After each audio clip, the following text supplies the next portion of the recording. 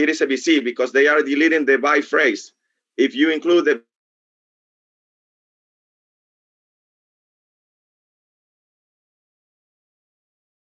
is what you have. Yeah, for example, right? I think that in 47 and 48, I have someone's like BT, but the direct object is, I can say that is.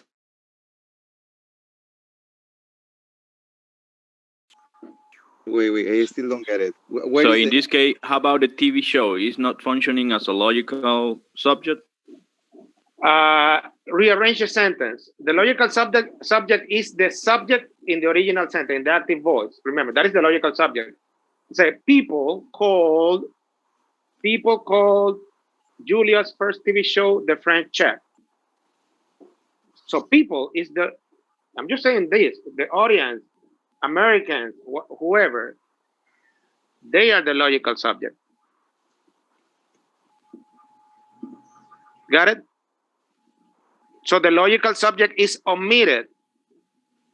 This is how we speak in the academic world with passive voice. You see? Because we omit, you don't say, I did, I applied, you don't say that. Right? So you say, a test was applied by me, but you omit that by me. Get it? By me is the logical subject. But the grammatical subject here is this one, the Julia's first TV show. Then we got a BC, but not direct object. Is that right? The direct subject in the active sentence is Julia's first TV show. But in this case, it's the grammatical subject.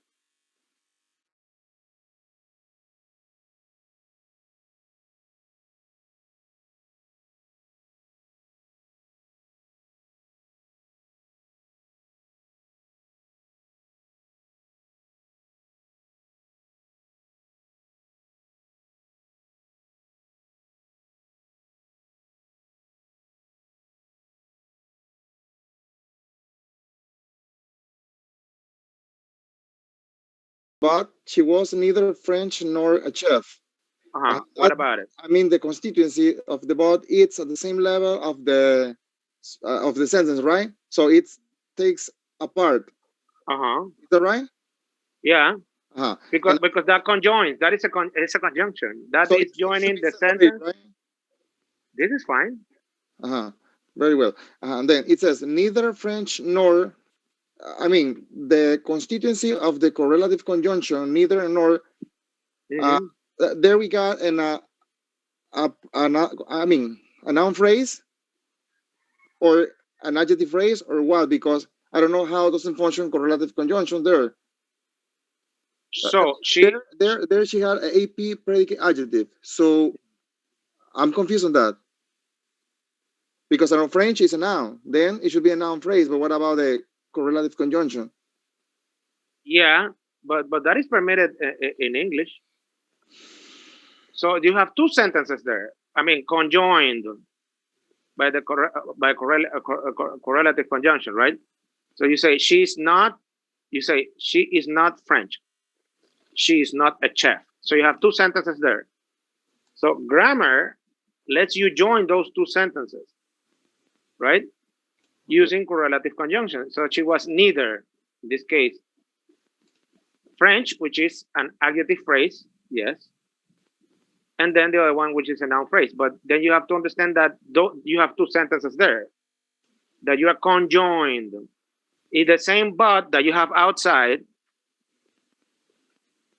it's telling you that this sentence has a relationship with the previous sentences.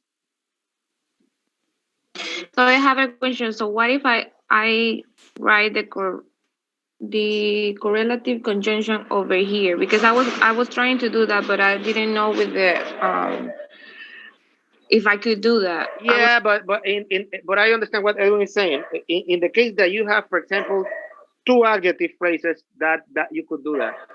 But in here you have an adjective phrase and a noun phrase. But this sentence is grammatical. totally grammatical. See? Professor, what about the MVP? Oh, yeah, it's not there. Very good. What is the MVP? Pass. Fast.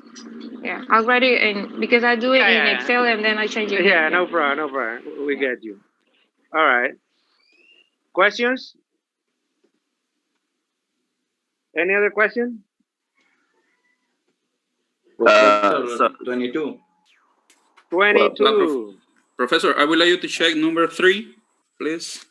But three, we didn't we pass number 3 last class? Yeah, but I want to know why this sentence is BI.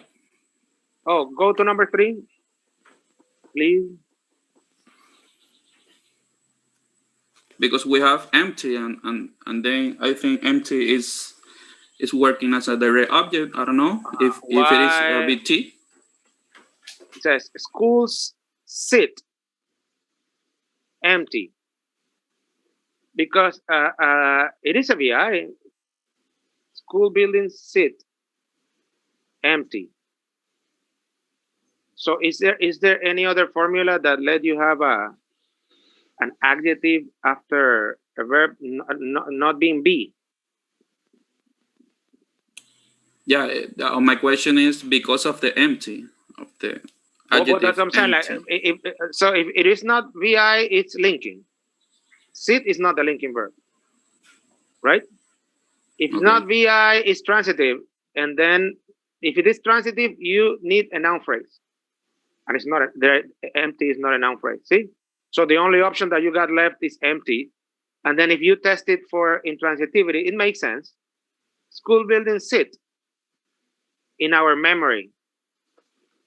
School buildings sit every day. You see? Okay. You might have a semantic problem. I understand. This is what Jose Manuel was saying the other day, that Morenberg is American, and obviously he's giving this is what we call authentic material, like real sentences, and this is how they speak. All right, and you say building sit. Wow, this is the first time I hear that a building sits. You see, then you might have a semantic issue, but it's grammatically correct. All right. There, I got another doubt there. Liz has do as part of the main verb phrase, right? MVP. And I think that do should be separated because that's an auxiliary. And I mean, since do belongs to sit. Exactly. But she had the way like do belongs to school buildings and cities. No. In fact, no. Yeah, I see what you're saying, Edwin. But she has very clear noun phrase subject. You see, in square brackets or in that nested box. So that's pretty clear that it's not subject. The thing is that she had it in different way as me. I did it like the book. I put it over. Yeah, no, but that's no. I understand what you're saying, but I understand also what she's saying in the sense that school building is right there. Now it's difficult. Yeah, I would, but I agree with you, Evan. But this is fine. She didn't mix the noun phrase do with the noun phrase subject. There is a situation there with the lines, but I understand, and also with now that you say there is, I don't see the VP. Yeah, this over here is gonna. I mean. Yeah, there are missing lines there. Yeah. Be careful. Be careful. I'll change it later. Okay, what is the next one? Okay. Professor, the last class I asked you about the why. So should we include the why and the BP predicate? But it depends. It depends because why is usually an adverb. Now let me think if why can be a pronoun, because you see, it depends on how you use it. Where do you use it? It can be an adverb of reason. Why? If it is an adverb, it is. Remember that adverbs are adjuncts. Yeah, and usually the regular position of adverbs is at the end in the regular position. However, you totally know that adverbs can go at the beginning. Like when I say, Sometimes I go to visit my relatives in Panama. Sometimes it's the adverb. Now, in the regular position is I. It could be even in the middle. I sometimes visit, or I visit my relatives in Panama sometimes. You see? Okay. It depends on the context. Exactly. That's what you have to be open-minded there. Okay. Okay. Other question? Mm-hmm. So you said what, 22? Is that what you said? Somebody said 22? Did somebody say 22 or not? So we move forward. I have a question, but I'm looking for the number. I think it's number 19. Oh, 19? 17 I got also. 19, yeah. But my question is based on the book. Here, Morenberg parsed saying that this is an MVP present conditional. However, I don't know why it is conditional. Do is a dummy, what? A dummy thing. A dummy, I don't remember what is the name. Yeah, auxiliary. Then, dummy auxiliary. And then there I found another one with the do question, the dummy do, and he didn't put the conditional. So it is a conditional or not? Let me see. This okay. Trinidad's volcanoes spew lava. Auxiliary. This is indicative. I am looking for the one that he says is not conditional. So my doubt is he has it. I don't see the conditional either. Yeah, there it is. MVP present conditional. No, but there is no modal auxiliary. Yeah, that's what I mean. It is not the auxiliary because the auxiliaries are will. It's indicative. It's indicative. Present indicative. Very good. I agree with you, Samuel. To me, it's indicative because no, I mean indicative. We don't say. I mean, yeah, we don't say it. Yeah, we don't mark it. Present. You say present, and that's it. All right. It's like the next one they built. Wait. It could be present interrogative. It's not interrogative either. Oh, sorry. There is no question. Present, yeah. There's no question. Okay, that was my doubt. Thank you. All right. Very good. All right. Next. That's it. Okay, Liz Mary, thank you very much. Now let's wait. Let's go Jairo, Professor, I'm ready now. Oh, Jairo. No, but who's presenting right now? That was Liz Marie. Okay. Right? Now we have Jairo. Thank you, Liz Mary. You get your point. I mean, Jairo, can you show 14, please? Sure.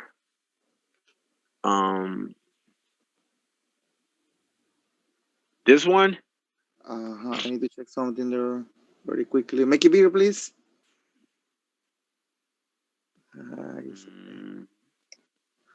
There, Professor.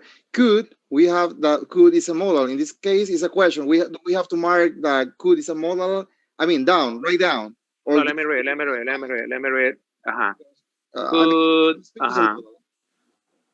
Could is a modal. It belongs to, because then you rearrange a sentence. You say the Native Americans. You forget about the pioneers. The Native Americans could have coexisted. So could is an auxiliary. So we have to mark auxiliary down. Auxiliary, yeah. Very good. Yeah, and you know that could belongs. You could even draw a line if I were right now with my marker, I would draw a line above or below. It doesn't matter. Like making could, I'm marking it before have. I would do that with my marker on my board. But I understand that we have limitations. No, Jairo is missing that part. He has to do it. That's why above. I was going right there. That's why I asked. So Morenberg does it, right? Yeah. Yes. Okay, so So you have to. Yeah, sorry, my bad. What I don't know I'll you fix put it could. later. Yeah, you fix it. You put could right there before have. Yeah, I know because it's a question. Uh-huh. Saying that it belongs there. It belongs to the MVP. All right. And the BP predicate is missing too. Yeah, those are the stupid points. uh, I mean, Samuel, and what do we have to write over No, there? no, no. A question there. Do we have to write down verb phrase predicate when we have questions? Morenberg doesn't. But Morenberg a doesn't. sentence is made of a noun phrase subject VP predicate. Yeah, but this is a question, and then Morenberg doesn't have any verb phrase predicate with questions. Yeah, but even though he doesn't mark it sentences, it doesn't matter. They have. That's why in the previous example, do you remember that I marked two VPs? In here, some. If you go ahead and watch in YouTube those tutorials of diagrams, and you will see here that would say VP below could and VP below have coexisted without violence, and in the middle noun phrase subject. So marking two VPs. Obviously, there are no two VPs, but they are saying that could is part of the VP. Now, if we do it like Morenberg does with the line above, you don't have to mark it because you understand that that thing belongs there. So you don't have to mark it again. So it's more convenient. Yeah, what I have done is that with every example that is a question, I draw the lines above, but I don't write down verb phrase predicate with questions. Okay, I will have to check. The thing is, I don't have the book with me, but I will have to check if more. But I tell you a word, Samuel. If he doesn't do it, want to be consistent, well, that's something else. But I'm gonna be I'll be checking that. But I agree that VP predicate. Professor. Some feedback. Professor. Yes. Can I tell something? Morenberg put the line above. Yeah, that's why Hyder is missing. Yeah, that could belongs to could belongs there. Yes, So very good. Write BP predicate. Yeah. Still, I would totally. I would if I'm teaching this like with my marker, I would say VP predicate like the way it is here. Oh, in the test, we need to write BP or just explain what is BP. No, let's write the VP because it's before have, because it's could have. In phonology, you say could have, right? Yeah, Professor. The thing is that we have been trying to be consistent, but to tell you the truth, Morenberg is not consistent, or he has problem with the proofreading of the book. Maybe. Because I have found a lot of mistakes. This is I found the one that I told you. It is number 19 that he says is a present conditional with the do, and the 24 he doesn't say it is a conditional. Then he's not consistent. Yeah. And I found other examples where he has verb phrase predicate, but he doesn't have any noun phrase subject. Mm-hmm. That's what we so need to discuss. He forgets to write it, maybe. Stupid points for Morenberg. But this is what Jose Manuel and I were talking the other day, and there is a latest version of this book, which is 5th edition, I guess. Maybe he corrected those, but I agree with you, Samuel. Yeah. Maybe he corrected those because I know that he sent feedback, and this is what happens with books, all books. That's why you make new editions, to make corrections, to add things, to eliminate things. All right. There, Professor, he marked now the lines above. So what do we have to write inside of that line? Because that's my question. Nothing, because you already said that could and auxiliary below, and then now you're saying that this belongs here originally, so you don't have to do anything else. So only mark the line, that's it. That's it. Because because below, listen, you have could above, you're saying that it's a modal, and below you are saying there is an auxiliary, so you already marked it. Okay, You're just saying that this goes here, in the original sentence, perfect. in the rearranged sentence. So, Professor, I don't have to Actually, write he anything has. above here. I wouldn't know Just- because Yes, that All you're, yes. right, because you're marking he it. Jairo, does. He does. Jairo, let me share my screen, please. Hold on. But It MVP, says you already have the MVP there, past perfect conditional. In a Yeah, relative, that was my question, because you already have he writes you already something have here the like yeah. This You is couple already what questions. this is what Morenberg does. Morenberg does here above. He has the auxiliary MVP past perfect conditional interrogative, and then he has two lines from could to have, and also marking the auxiliary here above. This is exactly what the book has. The book has. Wait. Show what you have to compare because I'm confused too. I am projecting my screen. Don't you see it? Is No. that your screen or that's Jairo's? That's Jairo's. Jairo has. You have to stop sharing.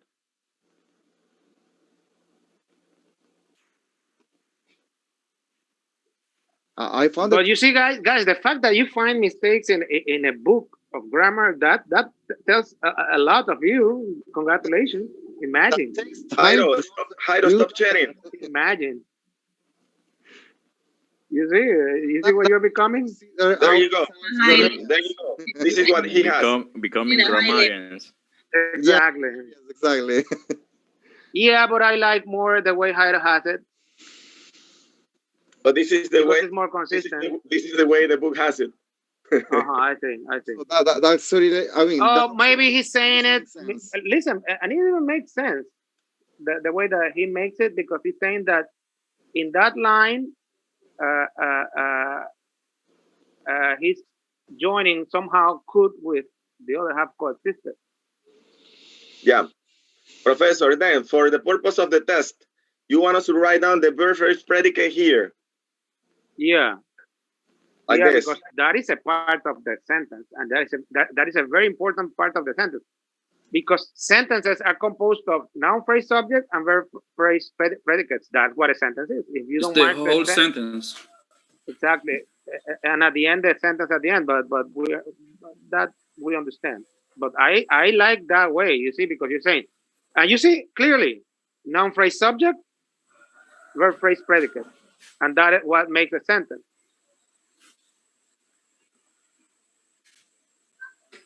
Okay. Actually, mistake there, Samuel, because if you show me that way, you saying that there, I mean, there only is a noun phrase. What about Native Americans? I mean, I think it should be in the middle. I don't know.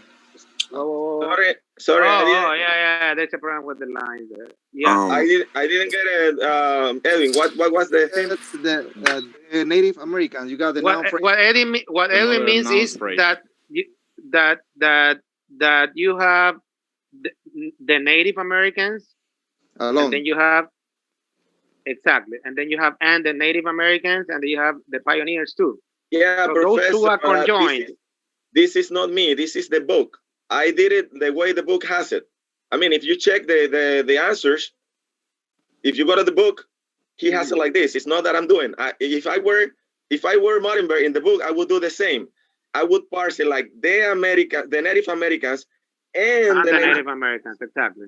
But he doesn't do that. I left every conjunction. No, because no, you know why he does it? Because the pioneers, if you mark it, unless you include and the Native Americans, but they go in the same level of hierarchy. Yes. Yeah.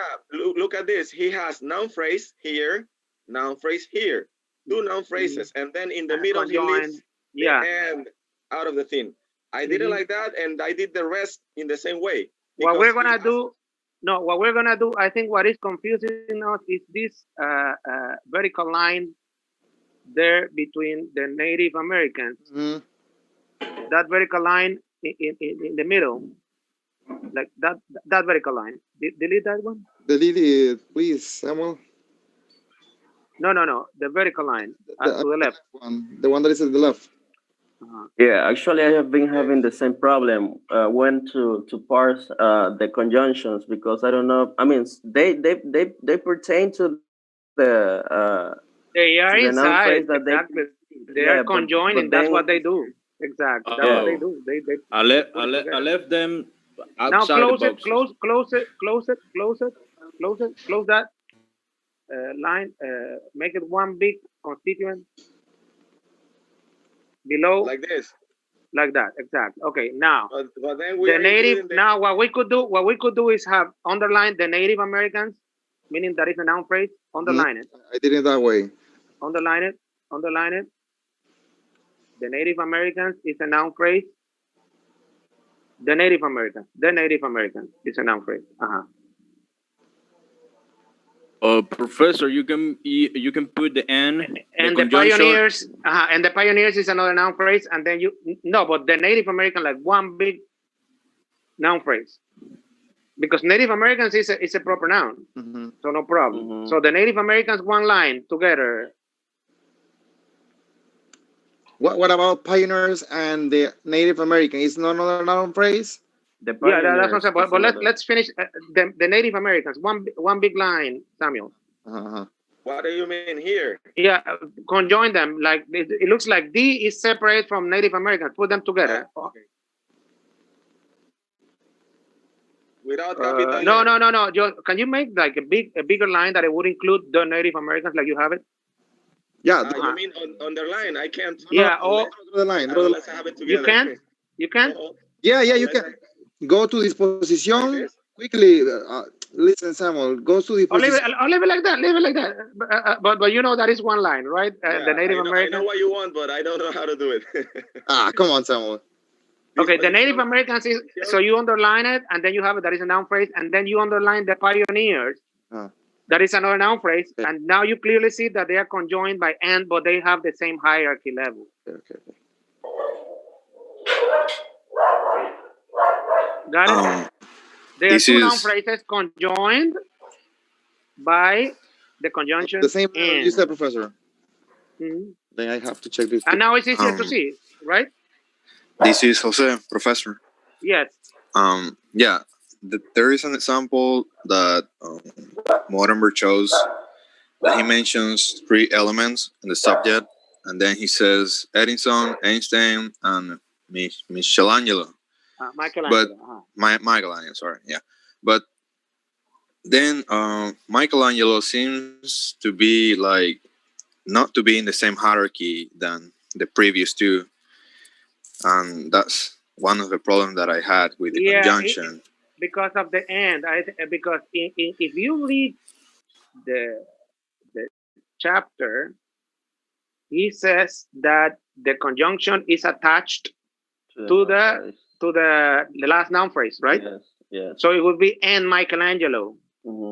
Like and attaches to Michelangelo, but they are at the same level of hierarchy, because you cannot say that and Michelangelo is more important. The only thing is like Michelangelo gets that conjunction, or you attach it in a tree diagramming. You would attach, or you could leave it outside like this, because I've seen if you take the time, for example, to see what other people do, other professors do, you see that there are people do this in many different ways. That's why I always say we have to be consistent, because then say like, well, but according to this author, it's different.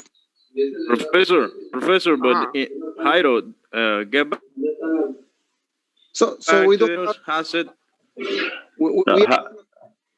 Okay, go ahead. Yeah. What was that? Jairo, you have it right. You had it right there. Oh, really? Yeah. That's the way it should look like. Yeah, but I would delete. It looks good, you see, but let's delete to avoid misunderstandings. The vertical line. The problem is that and will be disjoint. Let's delete them, because they are not. Remember that those boxes nest. What they do is that they nest constituents. You see. Very good. I think the only thing is that and will be kind of disjoint from the sentence. That's the only thing. Is my only concern about that. Way. I would, and I agree with you, Jose Manuel. I would include and. I mean, if I join them in a diagram, I would include and in the noun phrase subject, and the Native Americans like one noun phrase.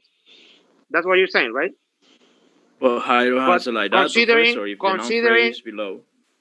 but considering that and is not part of the noun phrase. I mean, doesn't make constituency. That's what I'm saying. So that conjunction, what it does, they has a function which is to join. Get it? But if you think it twice, and doesn't belong to the noun phrase. Now we attach it. We attach it because we have to attach it somewhere in a diagram. But the way it is here is attached. No, but listen, the way that Jairo has it is attached in the middle, and you see the function. No, Professor, what? Professor, but he had. Yeah, I have a noun. I have it as a noun phrase object here, and then I have the two noun phrases. Yeah. Here. So it means that the N is inside of the noun phrase subject, but not inside of the noun phrase, the pioneers and the Native Americans. The N outside without any line. The way it is there, I like it because it tells me if I read it just like this, it's like okay, I understand it. You see?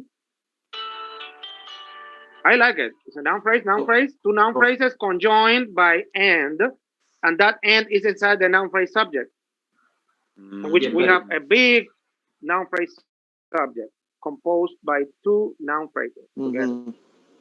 You see, I like what I see. Professor, one question here. Let's pretend that we don't have the determiners, the definite article there. Let's say like could pioneers and Native Americans. So in that way, and we pertain to the noun phrase that actually you would attach it. Oh right, okay. Attach it. Like it's like you have your friends, and then there's somebody else there. Oh, come, but it doesn't really belong. You see, like I will attach you, but you see, junto pero no revuelto. You see? Got it. But it's there. I mean, we cannot ignore. But what I'm saying is that in what I see, I can clearly say that and is there, is having a function of conjoining those two, but it's not part of the Native American. It is not part either of the pioneers. But I agree also with Jose Manuel that Morenberg, in his chapter, he says that we attach the conjunction to the last one. So in the, let me see, stop sharing whiteboard. So meaning this, let me see if we can use this. Okay, what was and the native, like first grade kid, native. But you know that in real life I write like this, and no, that's why my first, seventh grade was. What is this? And what? The Native American couldn't even read what I'm saying. That's a different. That's another story. Americans. So you say Native Americans noun phrase. The Native Americans another noun phrase. And then he would say something like this. And the Native American. This is what Jose is saying, right? Yes. That is attaching the noun phrase. Now I myself undo here. I would do it like this. You see? That's how I would do it. Saying no, it's not that it's and because if you attach the Native Americans, and the Native Americans, you're saying that and belongs to the noun phrase. In here, I'm just attaching it. Even you're saying the N is, the hierarchy level is higher than the other ones. If you show me that in the previous way. But in syntax, when you go to the X-bar theory, this is what we call specifiers, and you will see because they will you guys will diagram differently. All right. The thing is, and this is what I think, like and is a conjunction for adding information. So what it comes next to All right. and should be attached. Exactly. Like it can be. I agree. I it agree can be with you. alone. Exactly. I agree with you because it was the pioneers, right? Actually, I think in the same way. And also the pioneers. Yes. The pioneers. Who was speaking? Jose. Jose Fernandez. Pioneers. The other thing, I agree with you, and I would say that if we go to the part speech, the personal pronoun, native speakers, Native American, has more hierarchy, I would say. So I would say that it's a whole thing.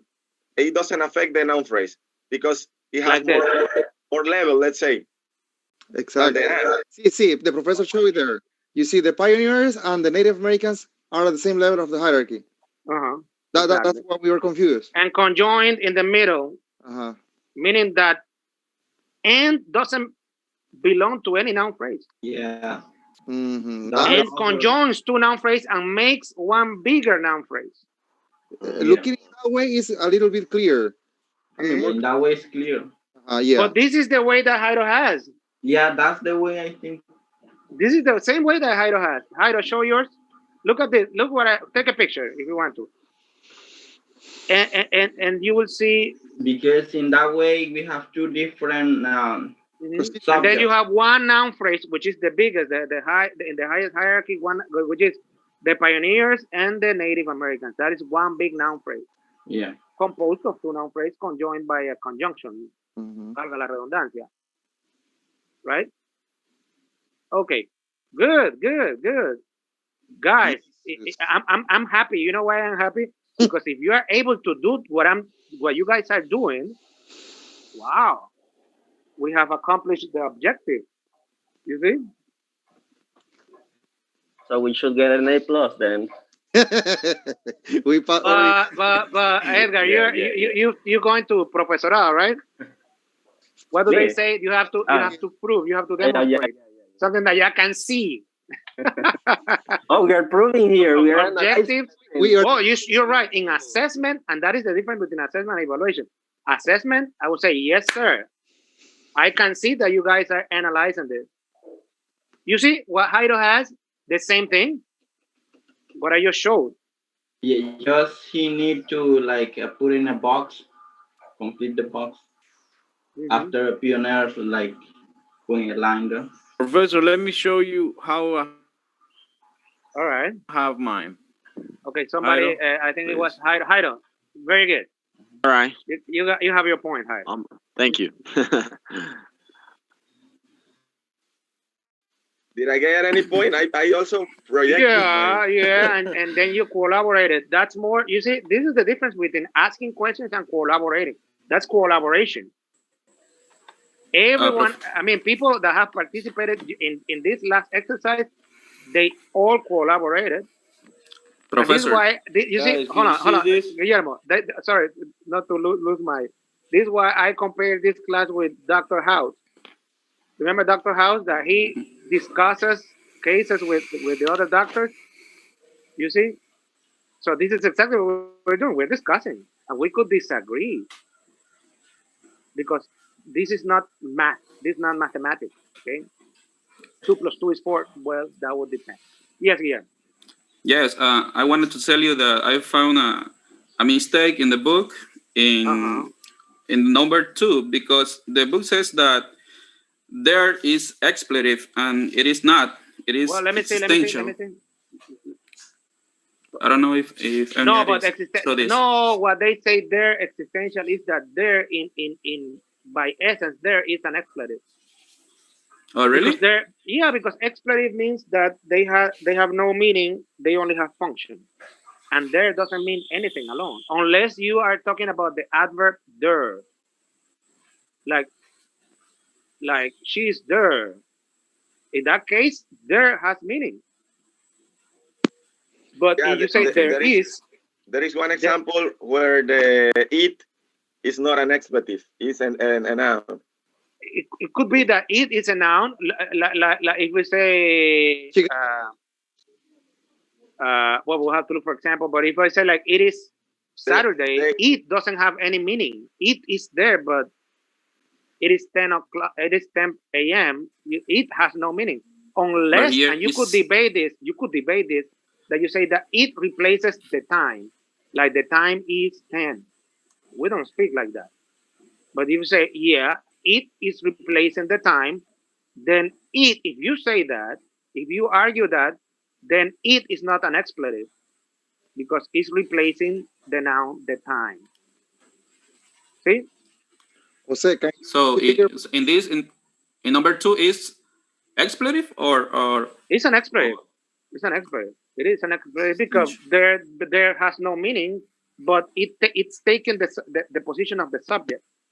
So something that has no meaning is filling that slot, and that slot is extremely important. That's why that slot is the what? You're missing that. That slot is the. You're missing that. Grammatical subject. Grammatical subject.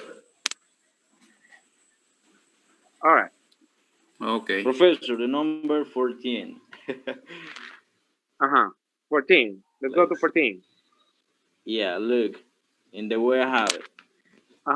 So I got a 2 noun phrase, but the end. I understand that. I understand that. Inside of the noun phrase subject. We're talking about the noun phrase subject, right? Like that, or if you leave it like that, I understand that, and it's pretty clear to me. You're saying, you see, we have the same hierarchy level. No, you could, if we're gonna be consistent, you would delete the lines. But if you leave it like that, I understand, and it's pretty clear too.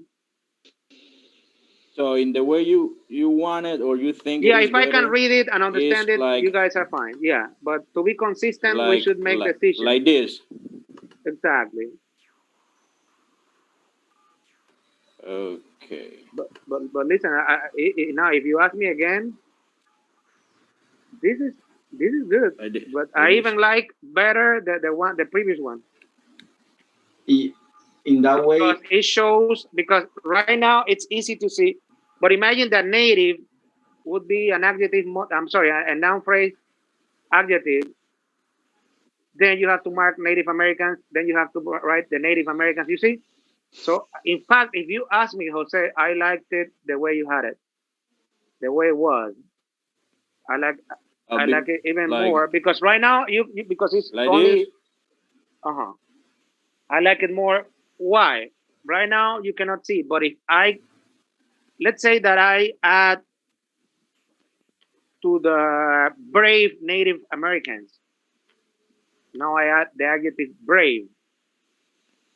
You see? And then you have now brave Native Americans. T, right? It's a BT. It's a BT. Preposition, object, preposition, local subject, perfect. Adverb of agency. The 2 noun phrases on the same level, perfect. Yes. Yeah, well, yeah, it's okay. I wanted to ask. For example, envision. Envision is a noun phrase, but then you have it like with negative. But yeah. No, there is no example of Morenberg with no. But in the book, they say like when you have it's a periodical. There is. Professor, could you please see the 22? Periodical. Listen, periodical would go before articles, right? If you say that it's a periodical, it should be the warning. The warning. You see, I would say no, it's a particle in that case. Samuel. Because if only. Samuel. It's a negative particle. It's a negative particle. It's a negative only. Samuel, go to page 92, man. There is an example. That's why it's negative, because it's a particle. It's not a pre-article. Because pre-articles would be that they go before articles, and the only ones that take articles are nouns. Like say no. Warning is a no. noun. Listen. If I say no food is better than my mother's, in that no is modifying food, which is a noun. Wait. A little bit, Professor. They're warning why you should have it like a noun? I have it like a verb. No, that's what I'm saying. No. Oh. Warning is not a verb. It's not a verb. Oh, wait. Something Warning is a noun. Yeah. In that, well, there is warning. No. That could be like no one. Hold on. You can say no warning. No. Listen. Was there before the quake? Rearrange the sentence. Yeah. No warning was there before the quake. Is before the quake. No warning. Okay. No warning is before the quake. The quake. In that case, it is warning is a noun. That's correct. Yeah, and then it is a periodical. I would, but periodical in that case, this is making a negation. First of all, you see, and then periodical, they would modify. We need to debate this semantic. Yes, exactly. Because I got it like a bi there. No. It is. If you rearrange the sentence, you will see that noun phrase is a logical subject. No warning. I have like no oranges. Yes, Samuel. Yeah, it's the same example as no oranges. Yes, and I have no warning in my parsing. I put it like the logical subject, and then there is the grammatical subject. Exactly. When it makes constituency with the verb, it's a negative particle. Exactly. There was not. Exactly. Not is a particle. Very good. Very good, Samuel. Very good, Samuel. Very good. Professor. Not is the particle. It is not a predicate now then. No warning is making constituency with the noun phrase. So it is a periodical. Very good, Samuel. And it's also the logical. It's also the logical subject. Very good. Very good. So it needs to be like. If I say there wasn't, listen. Yes. If I say there was not, there was not warning. Listen to this sentence. If I say there was not warning, not make constituency with the verb, and then it is a particle. Very good. Excellent. Wow. Excellent, Samuel. Very good. Stop joking. Samuel. Samuel, in the way that I have it right here is correct. That's why. That is correct. Yeah. Yeah, because no warning is like no oranges. It's the same example. Very good. Okay. Another one. Professor, I've been saying 22, please. We're going back. Go to 22. Jesus. What about 22? What about it? Professor, there I was thinking that why that shouldn't be a BI. Is that possible? Yeah, if it is ambiguous. No, but it could be ambiguous. Passive. You have to yeah, like for example, right now I'm teaching maxims of communication in 4th year, and they say like scientifically proven. You see, Tio Nacho, grows your hair, scientifically proven. But if you analyze scientifically proven is in past participle. I mean, it is scientifically. It was scientifically proved by someone, and then they omit the agent. Like we say, like, well, we don't know who the agent is. Who proved that? And that's why it violates a maximum of quality, right? In this case, heard by who? So you could omit the agent. Now, what we need to see because if you say is heard, it has to be by someone. Always, someone has to hear. You see, someone has to hear. So there must be an agent which is omitted. In the example that I gave you, like Louis is frustrated, it could be Louis is frustrated by Clark, or simply Louis is frustrated. In that case, frustrated is an adjective. So you have to be careful and analyze those. All right? Now I see it is omitted the logical subject then. That is correct. Okay. Because someone has to hear. Someone has to hear that. Okay, continue. 27. 28. 28. All right. Go to 27 because I'm taking picture, please. 27. Where? 27, the one that we were discussing. I'm taking picture to check that. 27? 26. 20. Oh, there it is. All right. Let me a second, 27, 28. Give me a second, please. Okay, it's ready. Go to 28. Yeah, go to 28. Okay. Okay. It says, did the Druids build Stonehenge for Celtic rites? Stonehenge is for Celtic rites. Stonehenge for Celtic rites. Stonehenge was built by Druids for Celtic rites. What do you think? I got it. It's a VC? It's VT. I got it here. No. VT. I will go for VT myself because, and it's another reason. But could it be? I have it.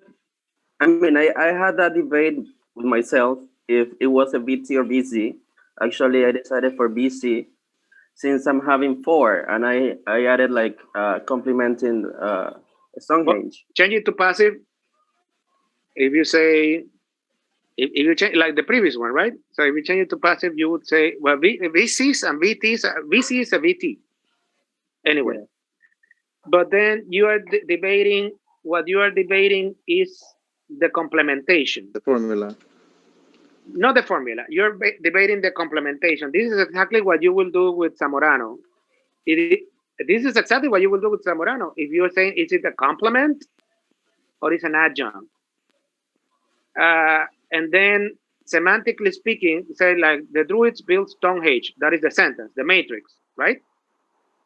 Mm-hmm. But if you say that for Celtic rites is part of the sentence, like it's important, if I eliminate for Celtic rites the sentence, changing its semantic meaning, then you have yourself a VC.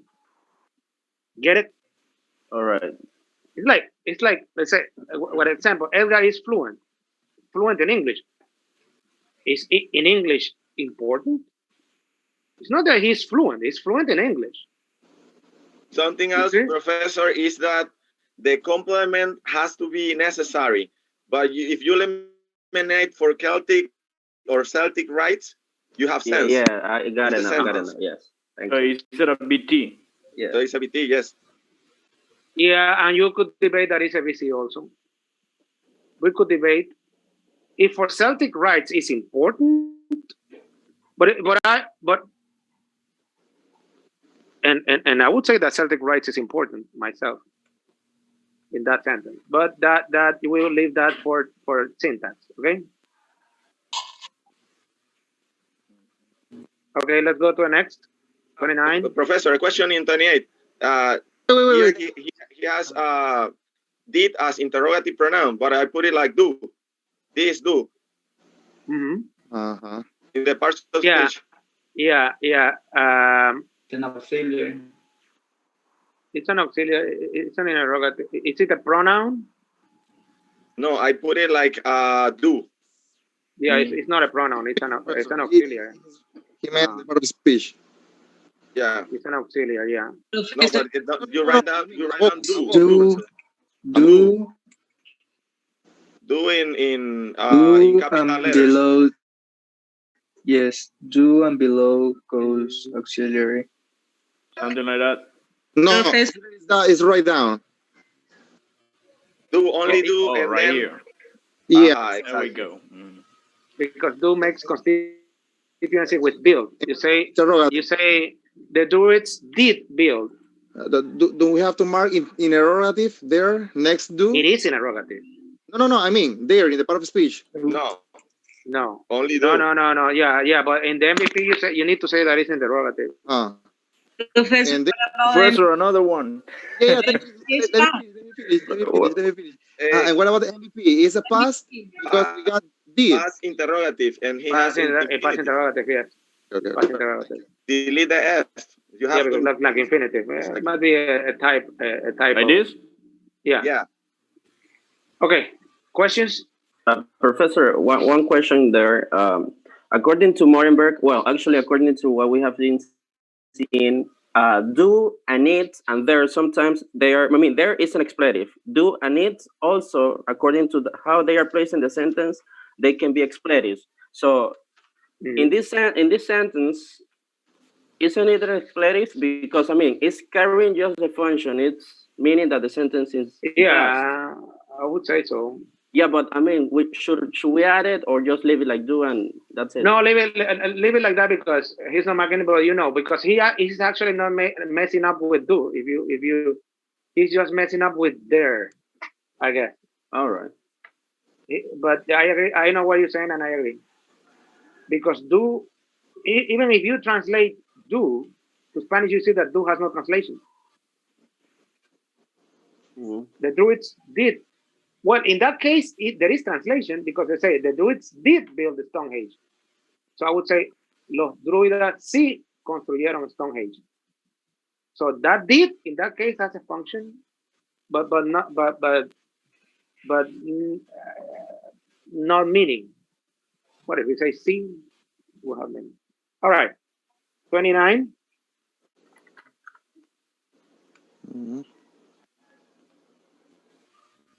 A doubt with hungry. I don't know if hungry can consider a noun or as an adjective.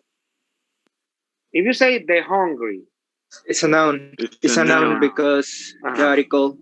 Yeah, only nouns take articles.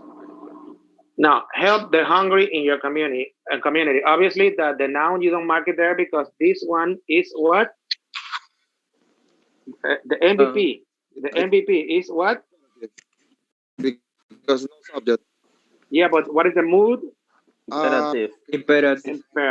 Present imperative. Imperative.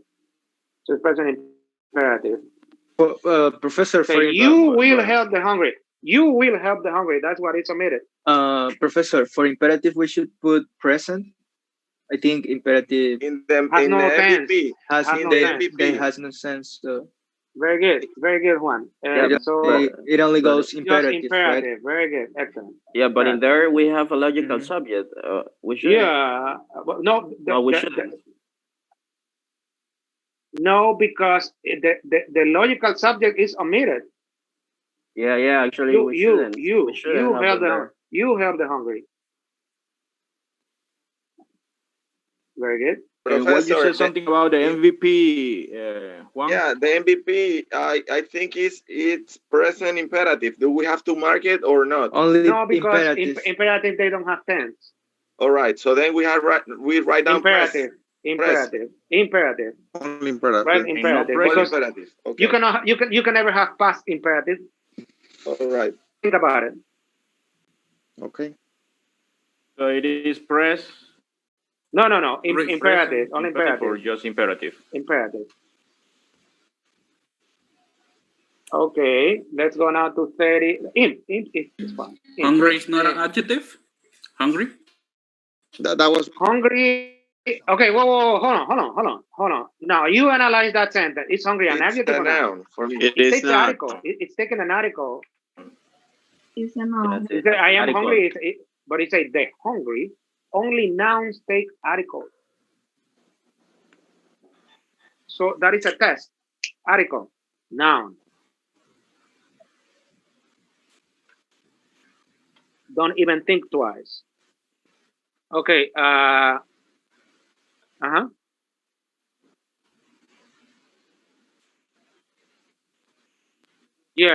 because that is the MVP. Help is the verb. Imp. With imp is fine. Okay. 30.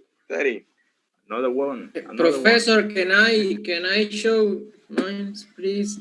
At least one or two because I have it in pencil. No, but we'll give you a chance. We will give you a chance. Okay. After 29, then 30 is yours, all right? Okay, help the hungry in your community. No, yeah, it's the same one. Okay, Oliver, show yours. Yeah, thank you. Thank you, Jose. Let's go to 30.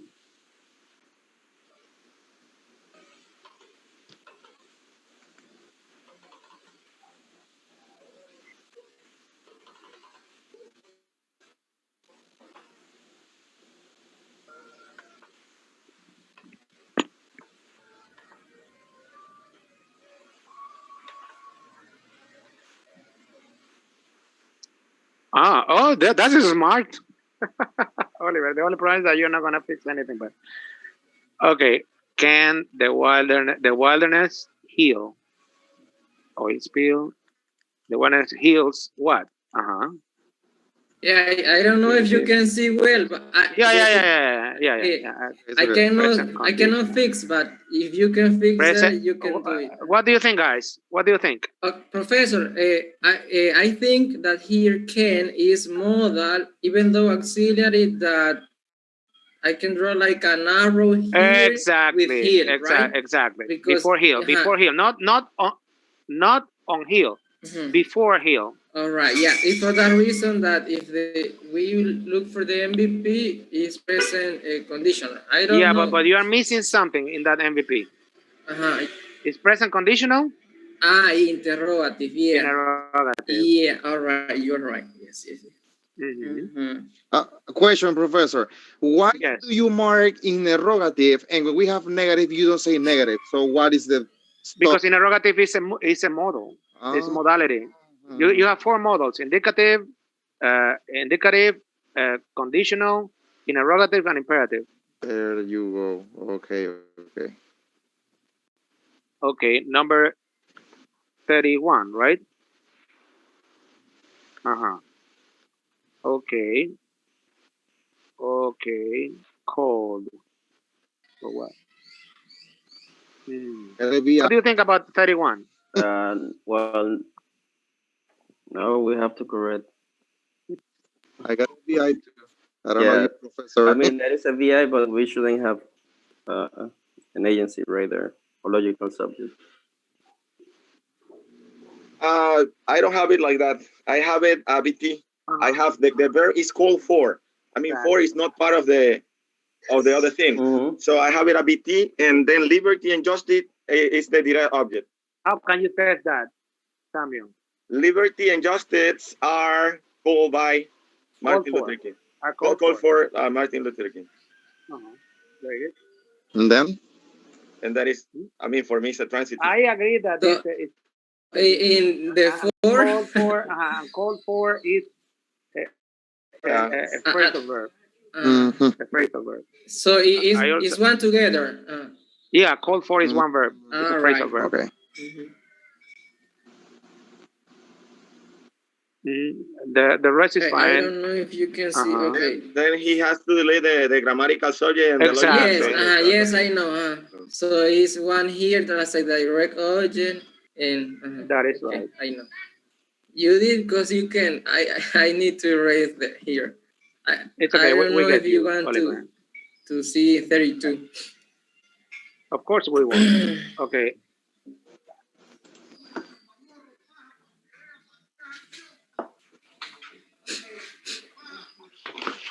Yeah. What do you think?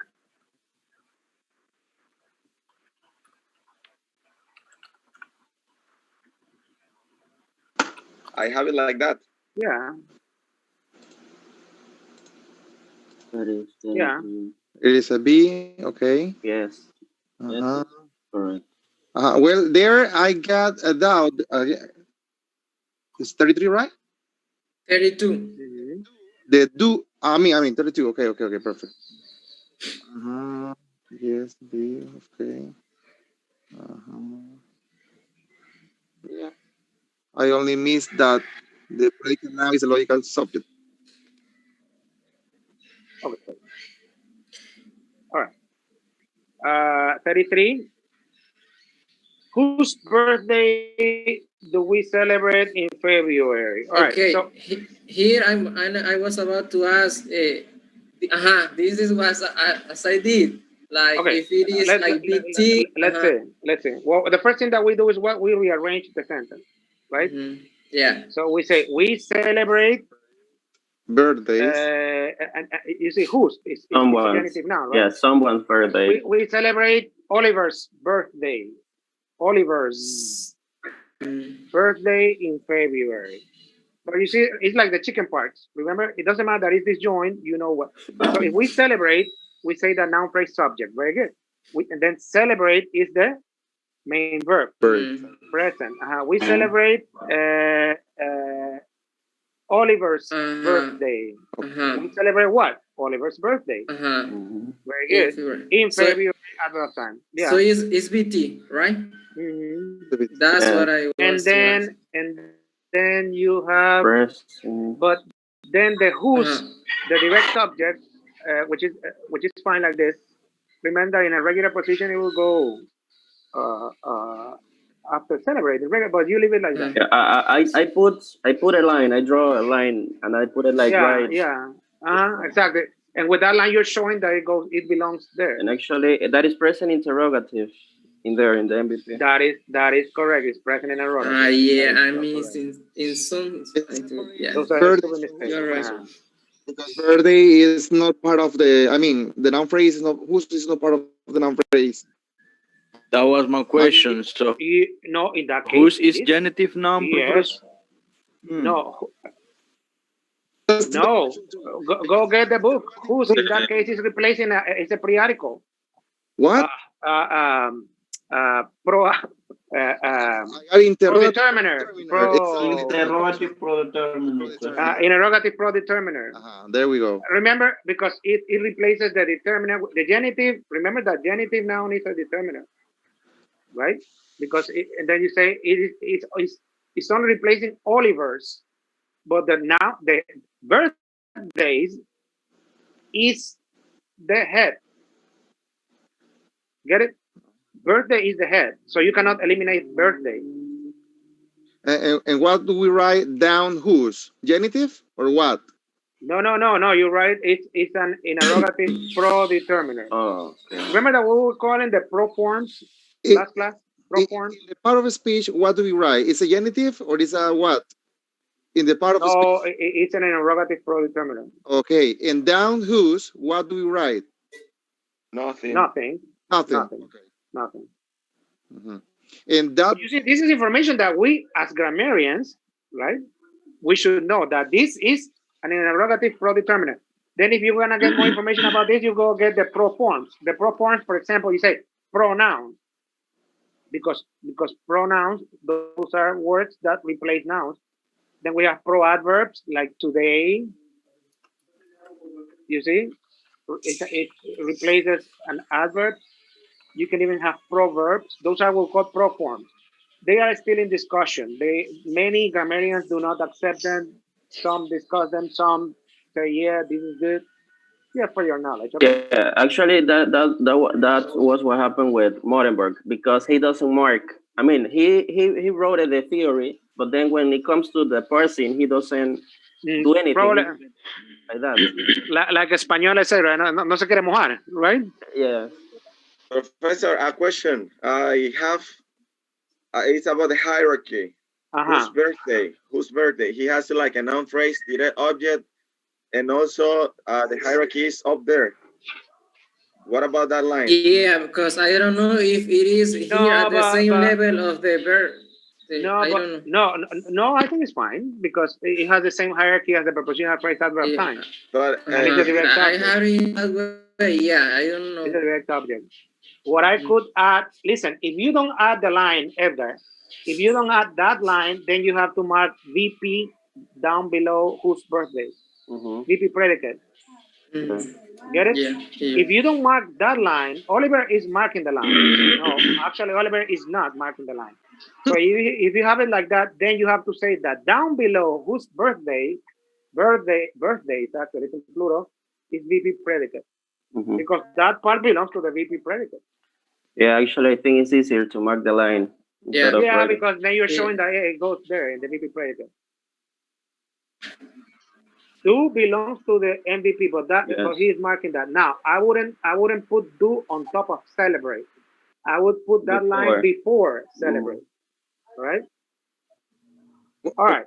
Is do inside of the verb phrase? Why? It's an auxiliary. It should be out since it's a question. What? Do. I mean, I'm asking about do. No, but that makes that is an auxiliary, and auxiliary verbs make constituency with the verb. But it's a question, Professor. It's not a negative sentence. It's that's what I'm saying. We say we do celebrate Oliver's birthday today. We do celebrate. So then you clearly see that it belongs to the MVP. All right, let's go to 34. Okay, Oliver. Okay. No, I still don't get it. What don't you get? Oliver has right now, Professor. He separated we and celebrate, and he has. We is the subject. Here I have. Alone. Now, that do belongs somewhere, right? And that do belongs to the MVP. How do you know? Because when you rearrange the sentence, you say, we do celebrate Oliver's birthday in February. Do celebrate. You see, it's making constituency with the MVP. So that's why he has to put that line before celebrate. Before celebrate, not on top of celebrate. That's what I was saying. Yeah, because he's showing that do and we has the same category in this case, the same hierarchy. Is that right? No, because do belongs to celebrate. Do doesn't belong to we. Reason that I have the arrow here. Maybe if he writes a vertical line or give more space, I see what you're saying, Evan. I know what you're saying. It's because of the line down below. Yeah, some details. Yeah, that is a detail. Very good, very good. That detail is show is like on top of do, like do belong. The confusion is valid. The confusion is valid. Yes, because then you have to be very clear. Like we is so short, and then you it has like that line is you're including do. Absolutely. Get it, Oliver? Yes, Professor. Okay, let's go to 34. Me or another person? You. Okay. Okay. This one is more elaborated, right? It's a little bit of everything. Yes. The centuries. I don't know if I made a mistake here. The ordinal. No, I don't know. But you will see. Into a decade of terrorism. Very good. This one is cool. Economic collapse. Noun phrase. Terrorism. I have a question. Prepositional phrase. I have a question. I could see like in the previous examples that they have like in terms of, a dozen of, a decade of. So that that's why I put it like a decade of a whole periodical. Oh yes. And actually, I don't have a BT. I have a BL. I have a Easy. T2. So yes, the same. It's a decade. No, what I'm saying is that if it is VL, then of terrorism, an economic life is proportional phrase functioning as what? That was my question, Edgar. If you have BL, look at the formula. You cannot have a direct object. Well, but I'm not having there like. Yeah. But we're starting from right to left. Let's first focus on this phrase of terrorism and economic collapse. What is it? Well, a prepositional phrase. It is a prepositional phrase, but functioning as what? A subject economic collapse is a noun phrase, right? No, preposition. No, Professor. That cannot be a BC. No, but wait. Let's focus on of terrorism and economic collapse. Is that a genitive, Professor? Economic collapse is a noun phrase by itself. Yes. It's a genitive. No. Economic collapse. No. Yeah. That is fine. Terrorism, economic collapse. That makes a noun phrase. Okay. A noun phrase. Object and then of the preposition. when you have the preposition plus that noun phrase, we get a prepositional phrase, which is fine. So, but that prepositional phrase is functioning as what? As a genitive, right? As a genitive. A genitive that is modifying what? You're missing one thing, Professor. That and is not a preposition. We are talking about a conjunction, so it cannot be a preposition there. No, here of yes. What is the preposition? And here you can see is the noun phrase as a object. That's showing a relationship between the noun phrase decade. It's giving you more information about that decade. You see? No, you're not getting my point, Professor. And you say and economic collapse and. Oh, I passed that. I already passed that. Okay, let's go back again. So we have economic collapse is one noun phrase. Okay. Terrorism is one noun phrase. Terrorism and economic collapse is another noun phrase. Get it? That is conjoined. Then, when you have that noun phrase and you put it together with the preposition of, you have yourself a prepositional phrase. But that is not but it's functioning as a genitive, which is inside the noun phrase a decade, or decade, if you want to call decade. And then you say decade of terrorism and economic collapse. That is one noun phrase. Decade of terrorism and economic collapse. That is a noun phrase. Then you have another noun phrase. A decade of terrorism and economic collapse. That is another noun phrase. That noun phrase is, then you say it's linking, because you can say the century's first decade is a decade of terrorism and economic collapse. So that noun phrase is functioning as predicate noun. Predicate Yeah, noun. actually, I have it because I was on the same mood as Samuel. I have a decade of as a pre-article.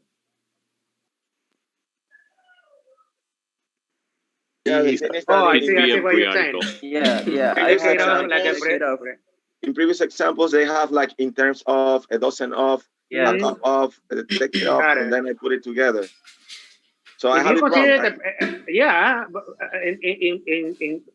now what you need to find, if Google it, if a decade of could be a pre-article. If it is a pre-article, that makes sense too. But you can totally parse a decade of. That's what I'm saying. Yes.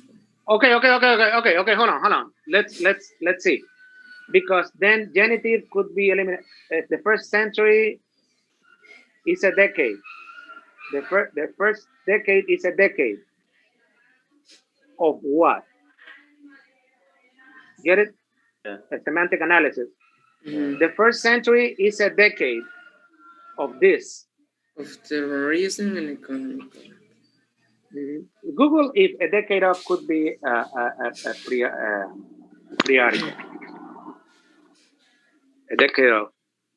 A decade of is it quantifying? What is it a decade of doing? No, I think I'm wrong. It's of is a yeah. So like a decade of is quantifying what? Because if you say, well, in terms of, you could say that. In terms of years. Then you have to find it. All right. Okay. MVP past, VP predicate. First century, century's first century. That is good. I would say VL, and then the noun phrase is, it's for sure it is a VL. Okay, let's go to 35, and then we finish with you, Oliver. Okay. That are really behind in this sentence. Then, of is not a genitive, or yes, it is. Okay, of is a preposition. No. In this case, is it the prepositional phrase? You mean functioning as genitive? If you do it like we have. If you say that of terrorism and an economic collapse is making a relationship with decade, that's why you see, if you parse adjectives, prepositional phrase functioning as adjective, you do exactly the same thing. Then it's inside a decade.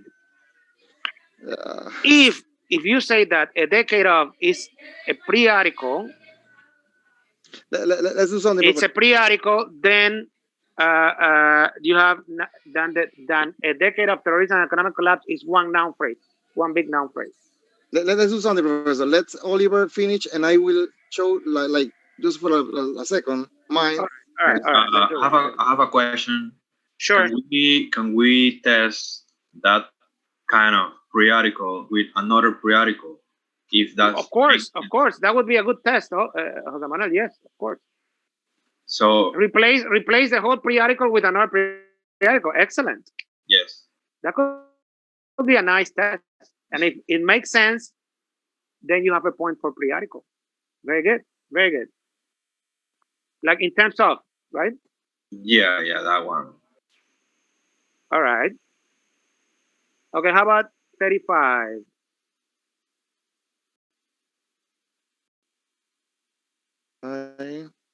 It is interrogative. Yeah, but the type of verb. So Yeah. the first thing that we do is we rearrange the sentence, right? So how do we arrange the sentence? Before we do that, in the bottom page, Professor, he has interrogative, adverb, You and I can have escape. proditory.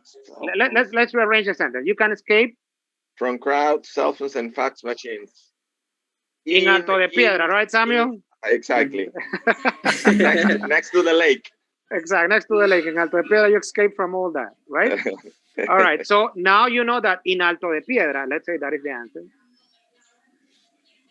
Is the It's replacing what? prepositional Prepositional phrase adverb. of place. It's the prepositional phrase adverb. Very good. So say you. So you is the noun phrase.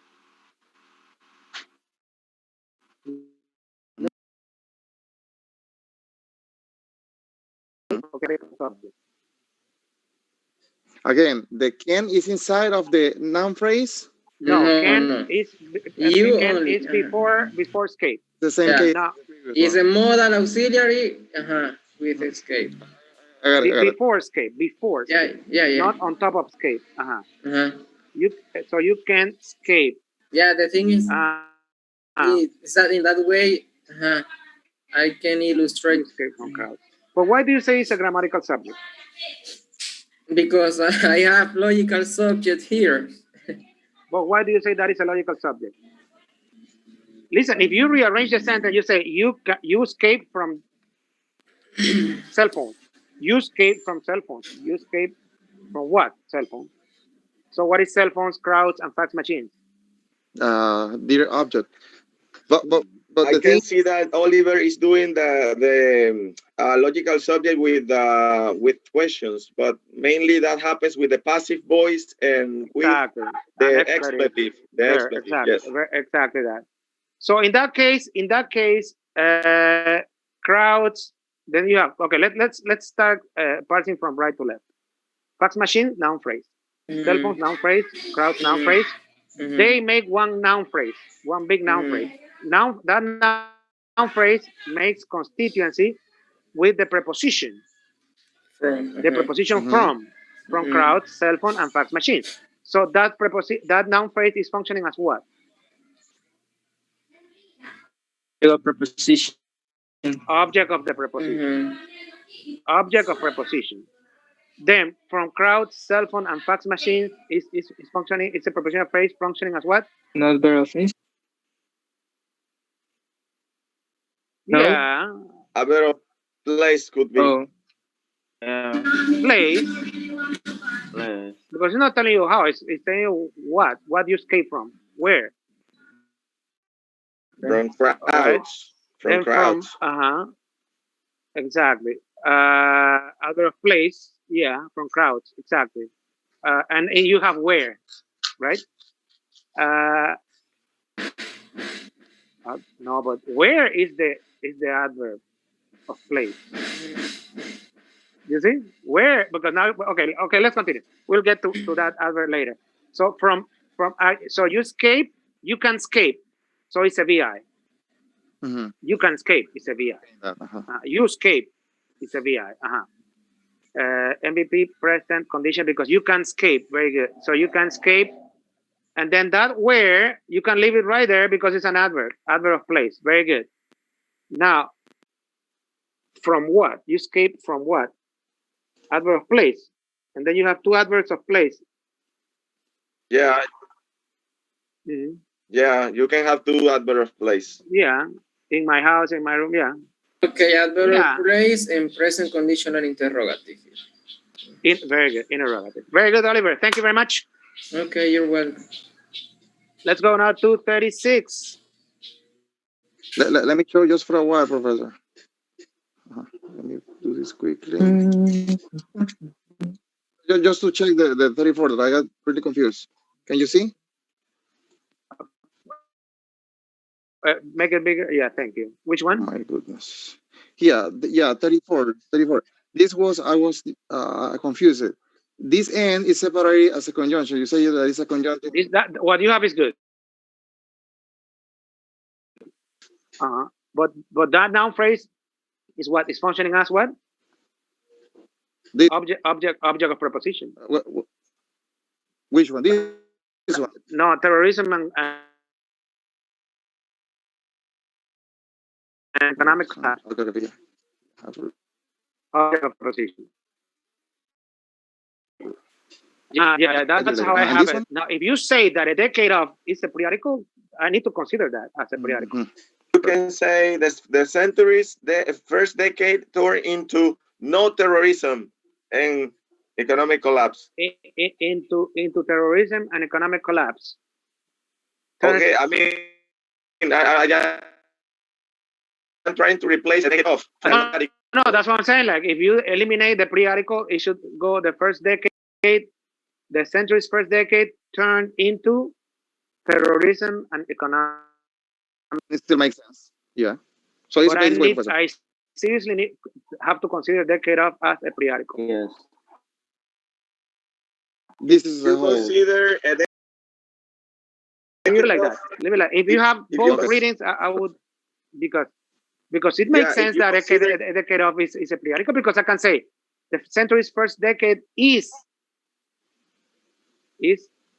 what? It becomes terrorism and economic. Is that grammatical? If I eliminate the decade of, then it won't be a PL. The century's first decade is terrorism. But it won't be a PL anymore, I think. Exactly, Jose. You're right. Exactly. So then, if not a BL, then it's a transitive, right? So can you say terrorism and economic collapse was turned into the first decade? Yeah. Probably. Yeah. Okay. Probably. That's it. So a decade of could be seriously considered as a pre-article. Seriously considered. Seriously considered. Thank you. If not a pre-article. All right. Good. Awesome. Okay. Next. Okay. I'm going to... So ladies first, I guess, right? Yes.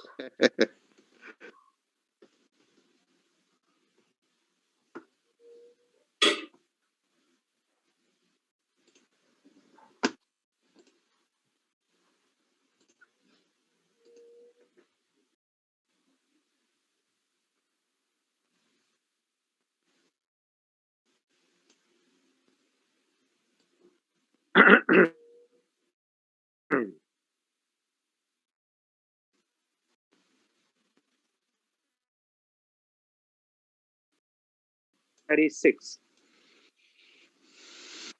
Okay, right there. VC. Yeah, let me see. Make it bigger, please. A little bigger. There you go. There is fine. It's a VC. You said Christian hip hop is French musical blend.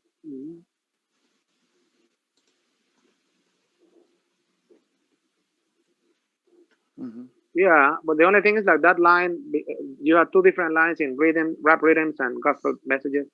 Excuse me, Lydia. Could you make it bigger, please? I would thank you. Yes, thank you so much. I have it just like that. Yeah. Yes. How to compliment?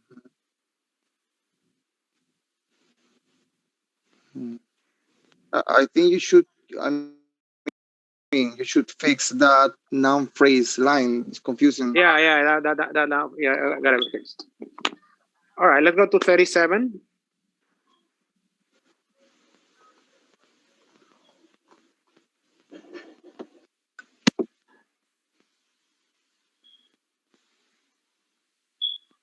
Respect. So first thing that we have to do is rearrange the sentence, right? So how do we rearrange the sentence? You can teach kids respect and tolerance by studying. You teach kids what? Respect and tolerance. And tolerance. So what do we have? Is it a VT? You teach kids. Professor, is that possible? It's a VD. You could seriously consider VG in the sense that you have kids, and kids, it's animate. Yeah, indirect. So it could be the indirect object. So test it for VG. Well, I put BD. It's the same, right? Yeah. But yes. Yeah. Exactly. It's the same thing. It's a jargon there. Yes, because you said that we are not gonna see BG anymore. No, that's for your knowledge. Okay. What Edgar just did is exactly what I want. Okay. That you understand. All right. But if you say VG, okay. Now listen. Test it for VG. Yeah, because we haven't. You teach who? Kids. Respect and tolerance for kids. Two kids. Yes. You teach to kids. So does it make sense? Yes. Yes, totally. So it's VG. Yes. So it's a VG. Professor, check. There, No, write VG or write VD or VG. Write VG because we're with VGs already. But you need to be clear. You need to be able to discuss, Ariel. That's what I want. Okay? The hierarchy of respect and tolerance has to change. Exactly. That is going to be the direct object. Direct object. And then kids is the indirect object. Yes. I have it like Lydia. I have to and change. then how is adverb of manner. Perfect. Then the auxiliary goes before teach.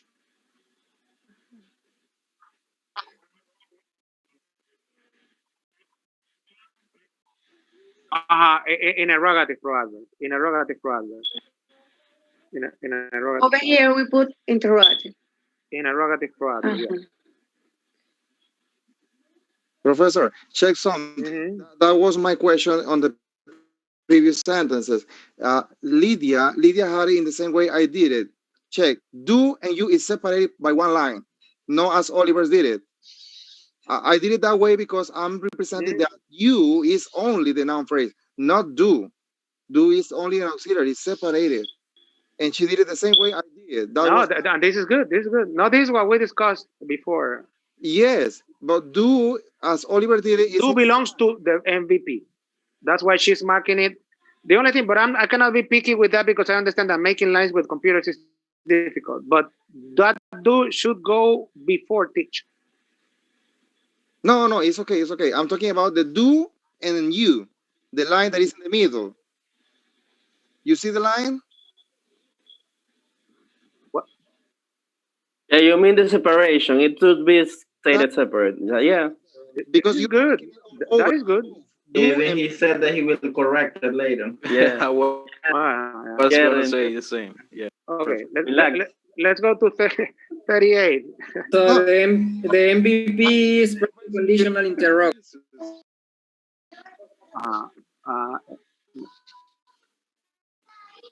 Complex, ambiguous and complex, ironic. So if you do this, then you have to make a line with ironic. Professor, I have a question. Okay, hold on. Ironic is adjective. It is ambiguous. Exactly, it's an adjective. Unless you say the complex, the ambiguous, it's adjective. Yeah, they're all adjectives. Like AP, so adjective phrase, and adjective phrase. Then you have to mark a line below ironic. Yeah. If they are adjectives, they are adjective phrases. Functioning adjective phrase functioning as predicate adjective. Can I just go straight and just draw the line and write adjective as predicate adjective, or I have to mark it like in the little box? Do it like this because but eventually in syntax you will use a triangle. That's what I was telling you. That triangle, you know what that triangle means? That you know all that. That you don't go you have to go to all details. In a triangle, you will go like ironic, ambiguous, and complex, like one big triangle, and you say adjective phrase on top of the triangle. See? Meaning like, hey, I know this. I don't have to go to so much detail. This is something that we use in syntax. There, I confused because I was checking the previous one, Professor. Those are not adjectives? They are adjectives. But she had it down. Yeah, she's going to fix it. Perfect. And then it's predicate adjective. Yeah, yeah, yeah. Because you That have was the to question AP, that Jose AP, has. AP, AP, and AP, AP, and AP. Because here we're going to the details, but in syntax, what you do is one big triangle, and then you have ironic, ambiguous, and complex. One big triangle, and then you say AP. Like all this is an AP, so you don't have to go parsing word by word. You see, Yeah, but here but in this right. course, we have to go to details. So in that way, But the right common below, matters. right below, you put adjective, phrase, predicate, adjective, then including the Oh twelve. yeah. Because ironic, Ironic. ambiguous, and complex is one adjective phrase. It's a one adjective phrase. Okay, let's go to 39. There are many superb burgundies Professor in California. Guillermo, I have a question about the determiners. What is the question? Okay, we always should place them in the sentence or sometimes, because I saw them sometimes in the book. Yeah, we're marking them. We say, for example, indefinite article, on top of it, we write determiner, like we did before, remember? We have to mark them. Because I want you to know and remember that that is a determiner. That's the only reason. I know you know it's a determiner.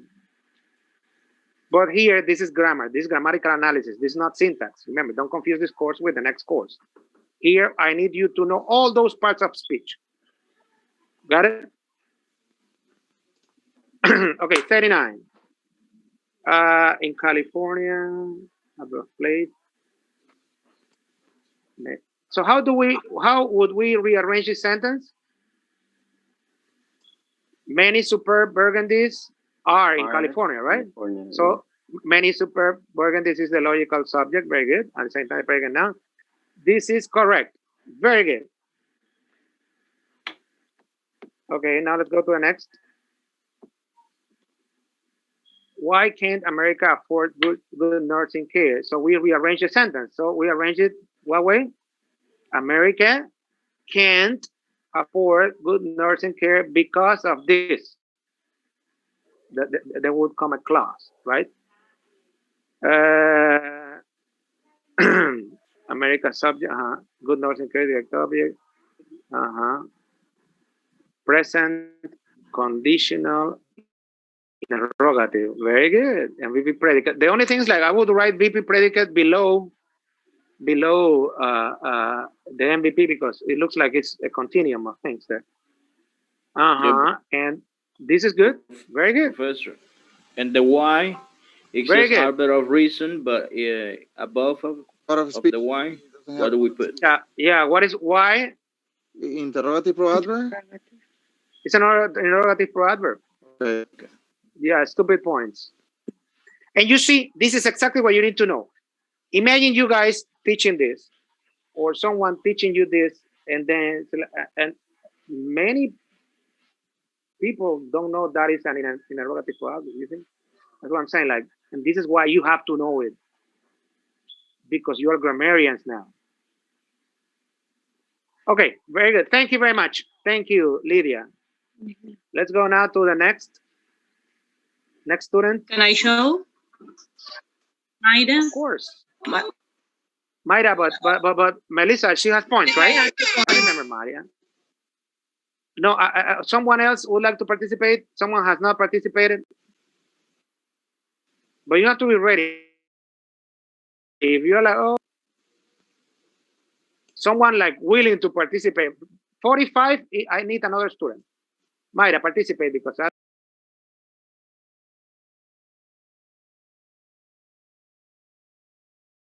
don't think well, Mayra is projecting. Of course. In the book, Morenberg says that and he only marks it as a better reason. Then I've seen in the Yes.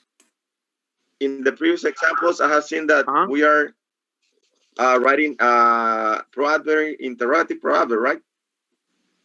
I don't know if we are gonna be consistent. But in interrogative proadverb, why? Yeah, it's an interrogative proadverb. Yeah. But then Are we gonna be consistent? That, like you said. Yeah. Because I need you to know that is an erratic clause. All right. Because in the book, remember. But for example, listen to this now. Listen to this. Probably what or who are more consistent in the sense that what could also be a noun. In that case, it's not an adverb. Or who. It depends what it replaces. It depending what in this case is replacing an adverb, so it's a pro-adverb. Then it's a function, right, Professor? Of course. You answer the question. It's like, here is replacing a clause because then that is a clause that is functioning, a clause that is functioning as an adverb of reason. Okay. Americans love golf.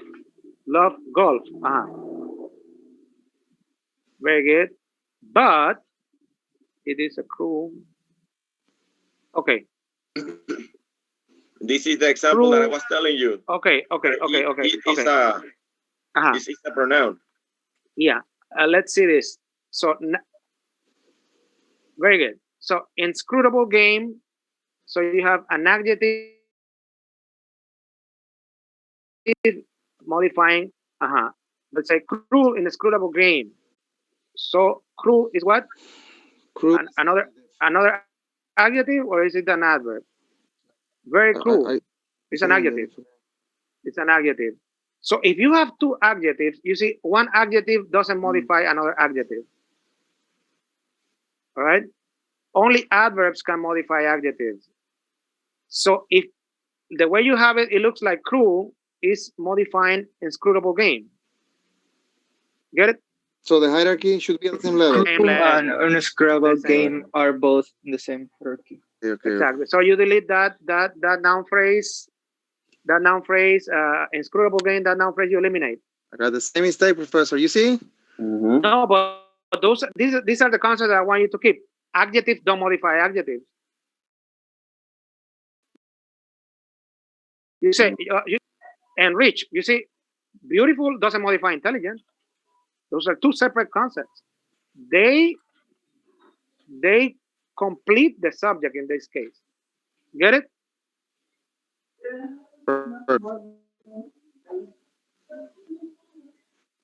So inscrutable game, you have to eliminate that noun phrase. Inscrutable game, that noun phrase is gone. Or you underline inscrutable like adjective, and then cruel like adjective, and that is a noun phrase. So cruel, inscrutable game is a noun phrase. Like A cruel adjective functioning as a inscrutable noun. game is another noun. No, it's another noun phrase. No. Adjectives, no, because they are modifying game, and game is a noun. Game is the head. Game is the head, so it's a noun phrase. Cruel, inscrutable game is a noun phrase. A cruel, inscrutable game is another noun phrase. It is, but okay, it in this case replaces goal.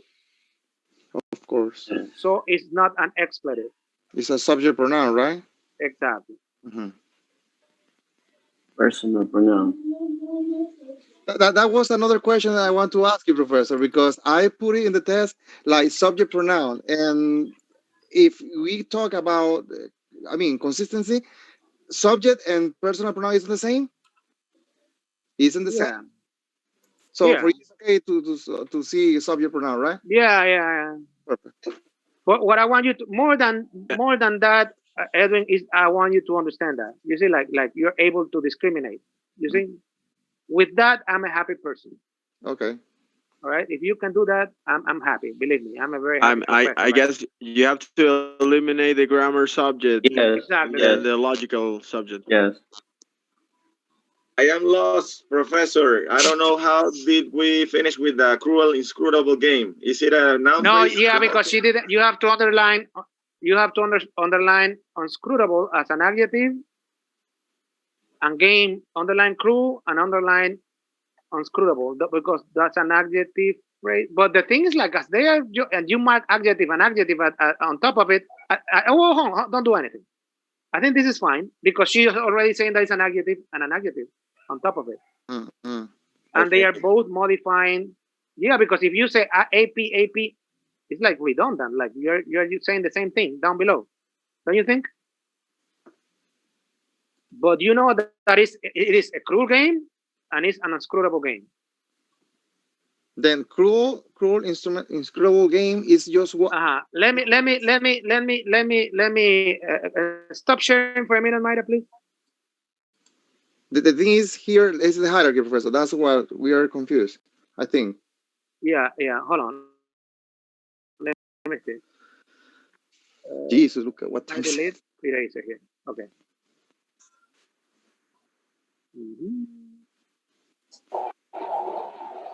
So we have what we have. Hold on.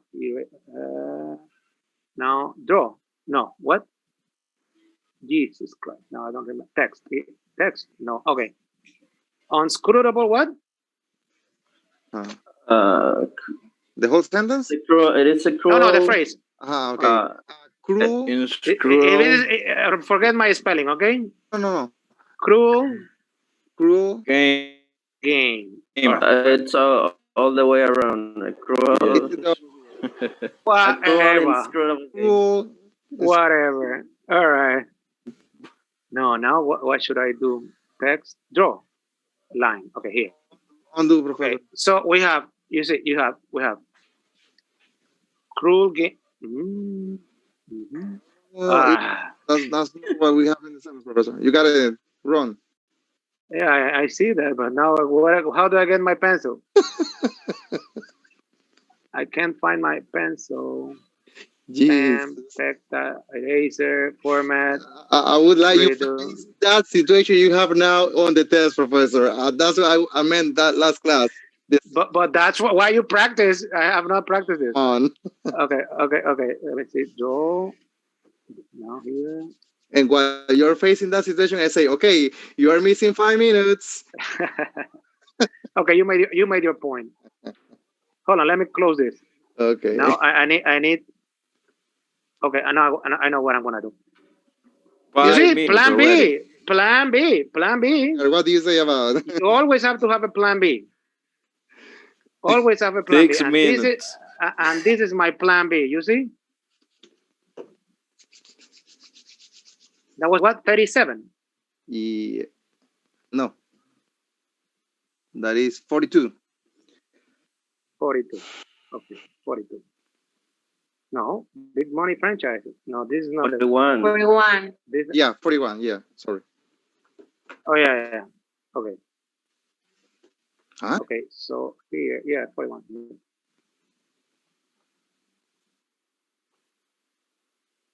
Okay, this is how you do things.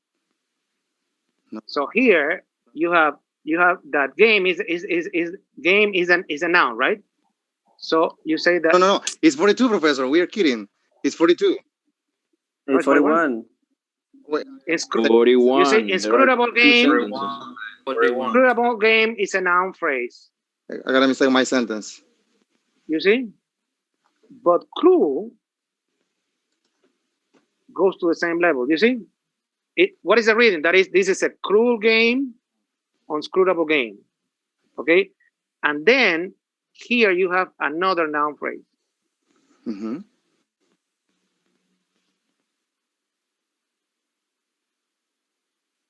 Get it? Yes. This is how you would parse it in the tree. Remember, Juan? Mm-hmm. So, this means that the cruel and unscrutable are inscrutable. They are on the same level, and they both that I can say it is a cruel game, but I can also say it is an inscrutable game. Mm-hmm.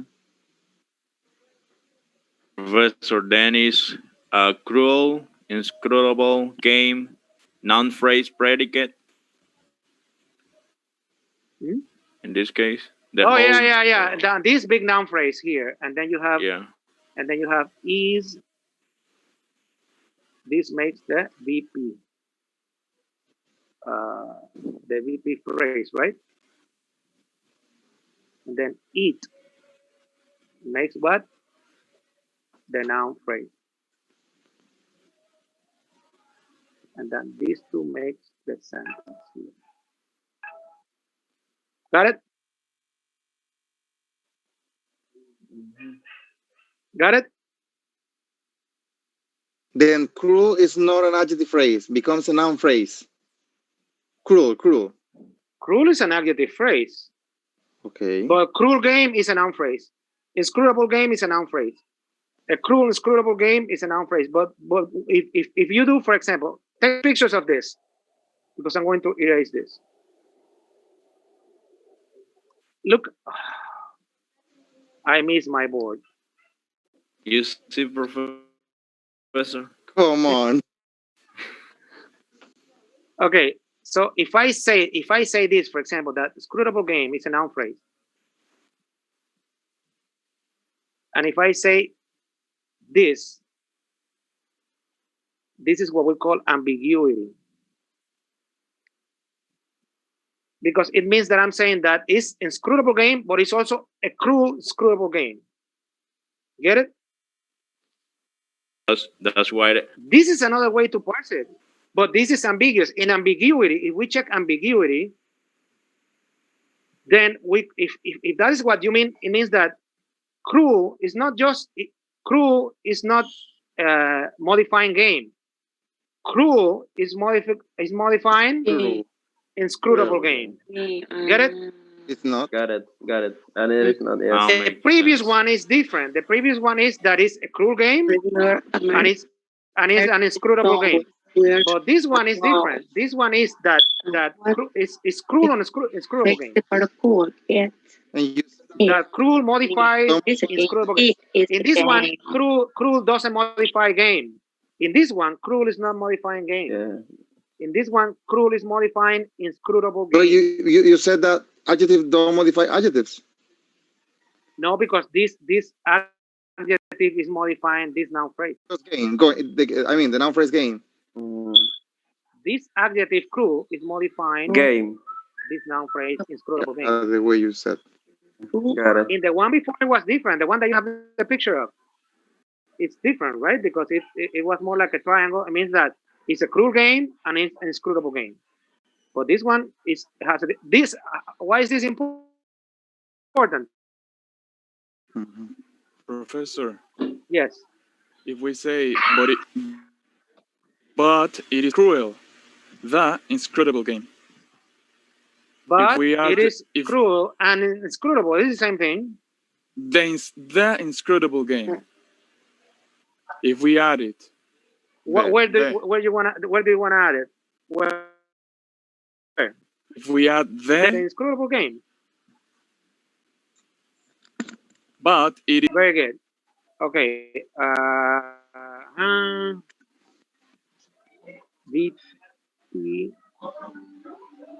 BT, history, non-phrase direct object, MVP. This is good. Did you check 42, Professor? I just did. The apostrophe, which is B, is that correct? Perfect. Okay. Yes. White teenagers, girls define beauty.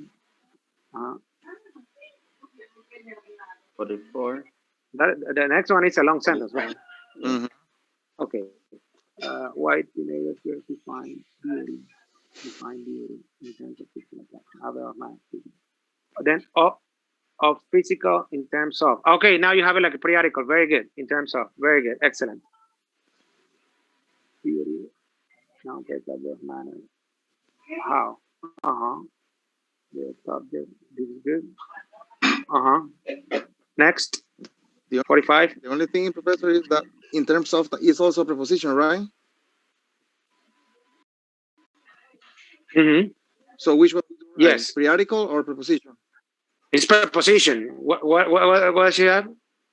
In the part of speech, she have pre-article. Let me see. 40. For me, it's in terms of preposition or pre-article? Terms of is a pre-article. It's a preposition too. Prepositions are closed classes. we don't create more prepositions. Then that would be a periodical. Okay. Of is a preposition. And then, Professor, we don't. Can you go back? Where is sharing? 44. 44. Yeah. The noun phrase. Then we don't say it is a prepositional phrase genitive in this case. No, because of is not a preposition. Of is a particle. Of the periodical. So the noun but phrase. But in a previous example, we. No, but that's why we decided at the end that no, in decade of that one. I think. Is that the one that you're talking about? The decade of? I don't remember. It is the decade of. The thing is like you could parse of in terms, because terms in terms is not a it makes no sense, because if you say I know if you say no, wait, stop, go back. If you say white girls define beauty in terms, you say like makes no sense. But so in that case, in terms of is a preposition, I think. Yes. No. I mean the part of speech is a preposition. The main function of in terms of as a preposition. Is a preposition by itself. And then look. If you say that in terms of is a preposition because of the in. No. I mean the expression. In terms of a preposition. A pure preposition. That is functioning as a preposition. No. Could be because of the in. No. If you think of the in is a preposition. So in terms of it's like a new. Is that what you say? It says in the dictionary? Exactly. In terms of is a preposition. What dictionary is that one? Is a whole phrase. Come on. It's a whole phrase. In terms if you say that in terms of, because if I could say in terms of the physical perfection, because pre-article precede articles, right? I add D, for example, the physical perfection. If I say in terms of the physical perception, it could also be a pre-article. Now, if you say that is a preposition, then we can debate that, because if it is a preposition, it's a prepositional phrase. What about in this functioning as an adverb of manner? In this very particular case that we see that how the white girls define beauty, they define it as a physical perfection. So that's what I think. It's a way. No. It's right. That's what I said. We could debate on this. So that would be. That's why that is a preposition. Now you have to check if. But when you do this, you ask Google just like this: is in terms of a preposition or a pre-article, and then it will give you examples, because then you have to see the context. All right. Professor, if it is functioning do it later. Listen, do it later. I'm gonna do it myself as well, but after we in our break, okay? Let's go to 45. Let's go to 4, and we will answer that question today. Okay. The same. It's the same thing here. Move there. The noun phrase direct object. Move it. Yeah. Move to the right. Yeah, there is a accept. Okay. Let's go to the next 45.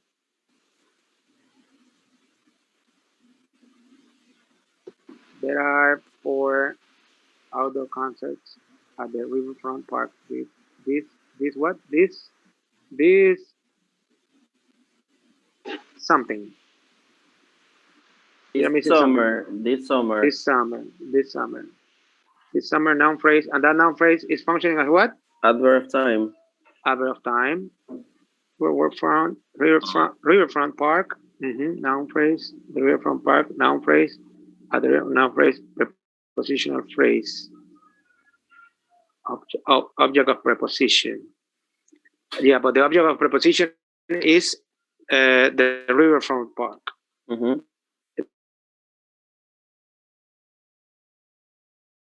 The what is the adverb of place.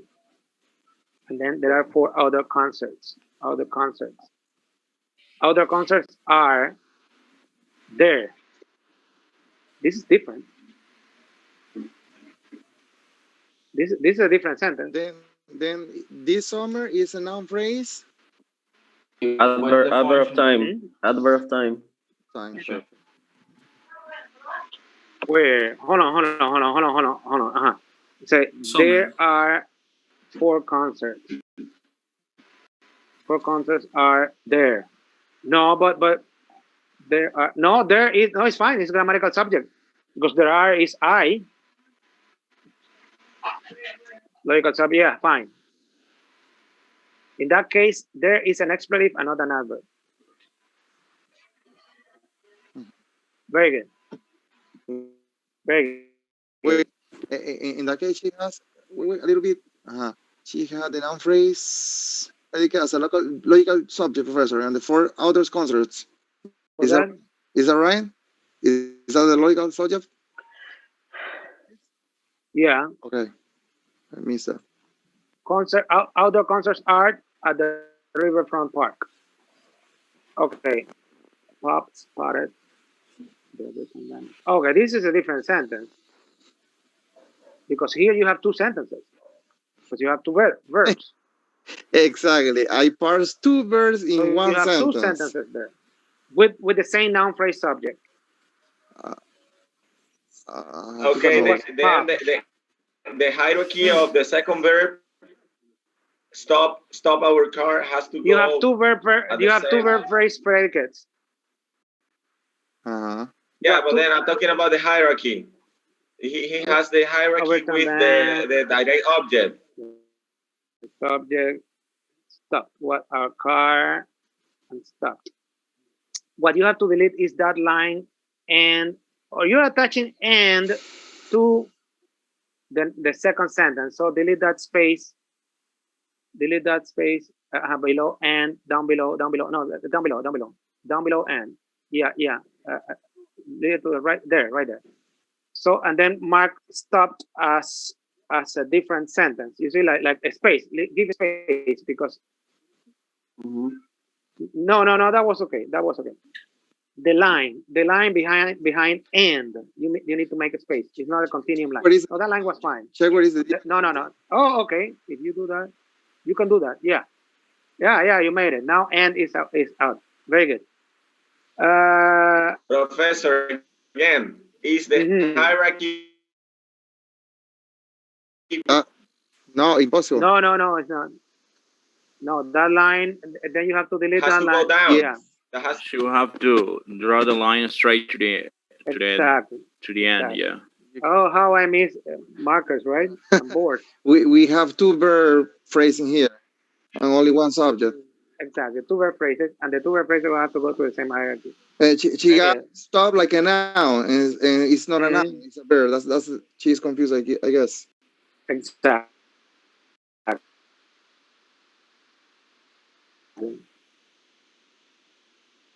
Yes. Yeah. Stop what? Spot what? And stopped what? And you have 2 sentences there. All right. With one, the noun phrase. The hierarchy of the noun phrase, professor. I'm confused. And then you have to mark that you have a continuum line, and you have to make a separation of the 2 sentences. So below and there should be a blank space. Below and there should be a blank space. Down below.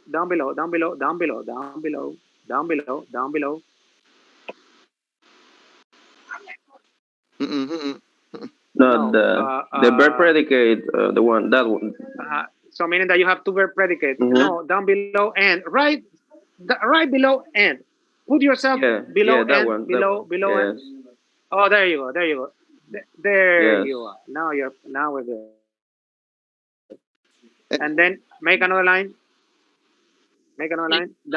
Stop our car. Stopped our car. Give me a It's second. another line. Give me a second.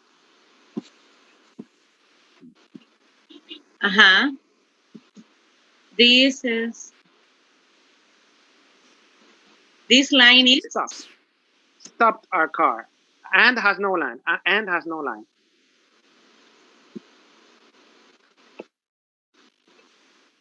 Now, there you are. There you are. Now move that one. And now, oh, no. Go back to stopped. Beginning of stopped. Here. So And now difficult. drag it down. There you are. There you are. Okay. Struggling. Now, our car. Stop what? Noun phrase, direct object, our car, and then stopped. Then you have to delete the other line. Object, yeah. Direct object. And then delete the other line. This. No, but and you see that. Listen, Mayra. Their DIS is noun phrase, object of preposition slash logical subject. Yeah, but I have some problem here with my computer. Okay, no, it's fine. Just for without leaving it like that. DIS. Juan, what did you say? You said something. I think it was you. No, it was me, Professor Edwin. That is getting interesting. No, but I think Juan said something, and that was interesting too. But okay, go ahead, Edwin. I'm talking about the hierarchy of the PP agency. It's an adverb. Yeah, I know that it's an adverb. I'm talking about the hierarchy of that adverb. Goes with the direct object, the same hierarchy of the direct object. I gotta know. Thank you. It's the same. Yeah, right. I got it. Craziness here now. Okay, let's go to 48.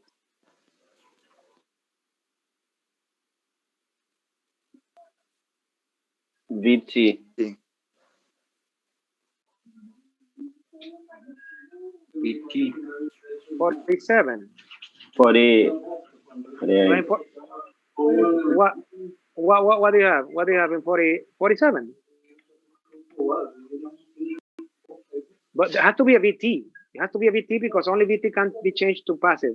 It's a VT, Professor.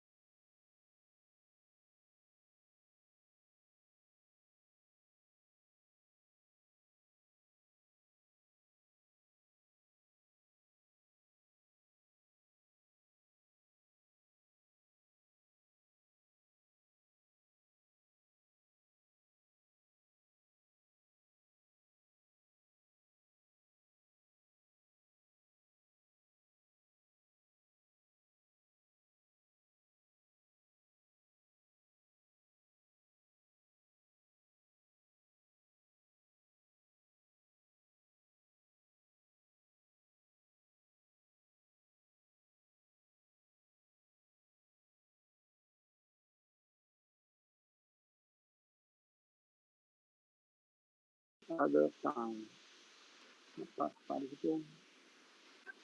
It's not appreciated. In this case, it's good.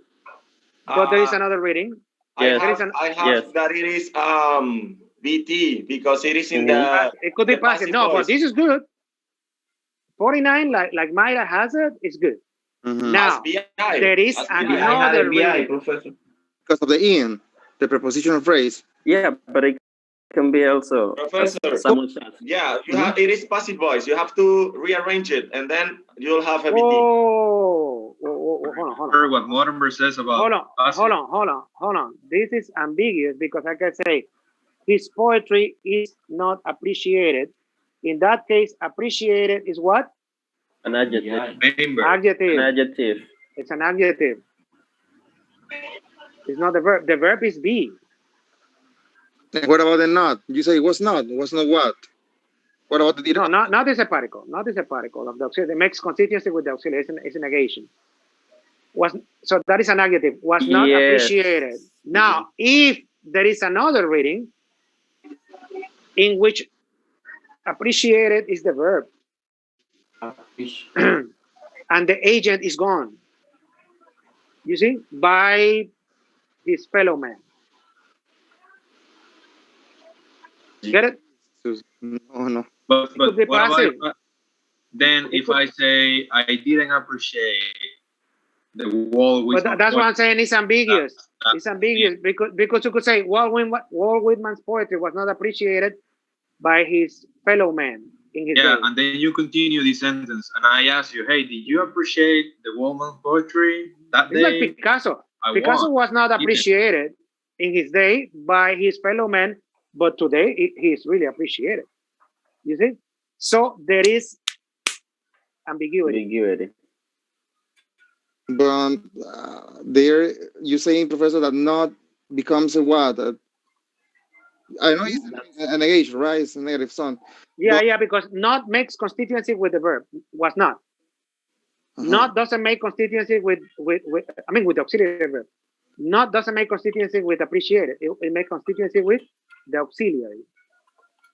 So then either BI or BT is fine for you.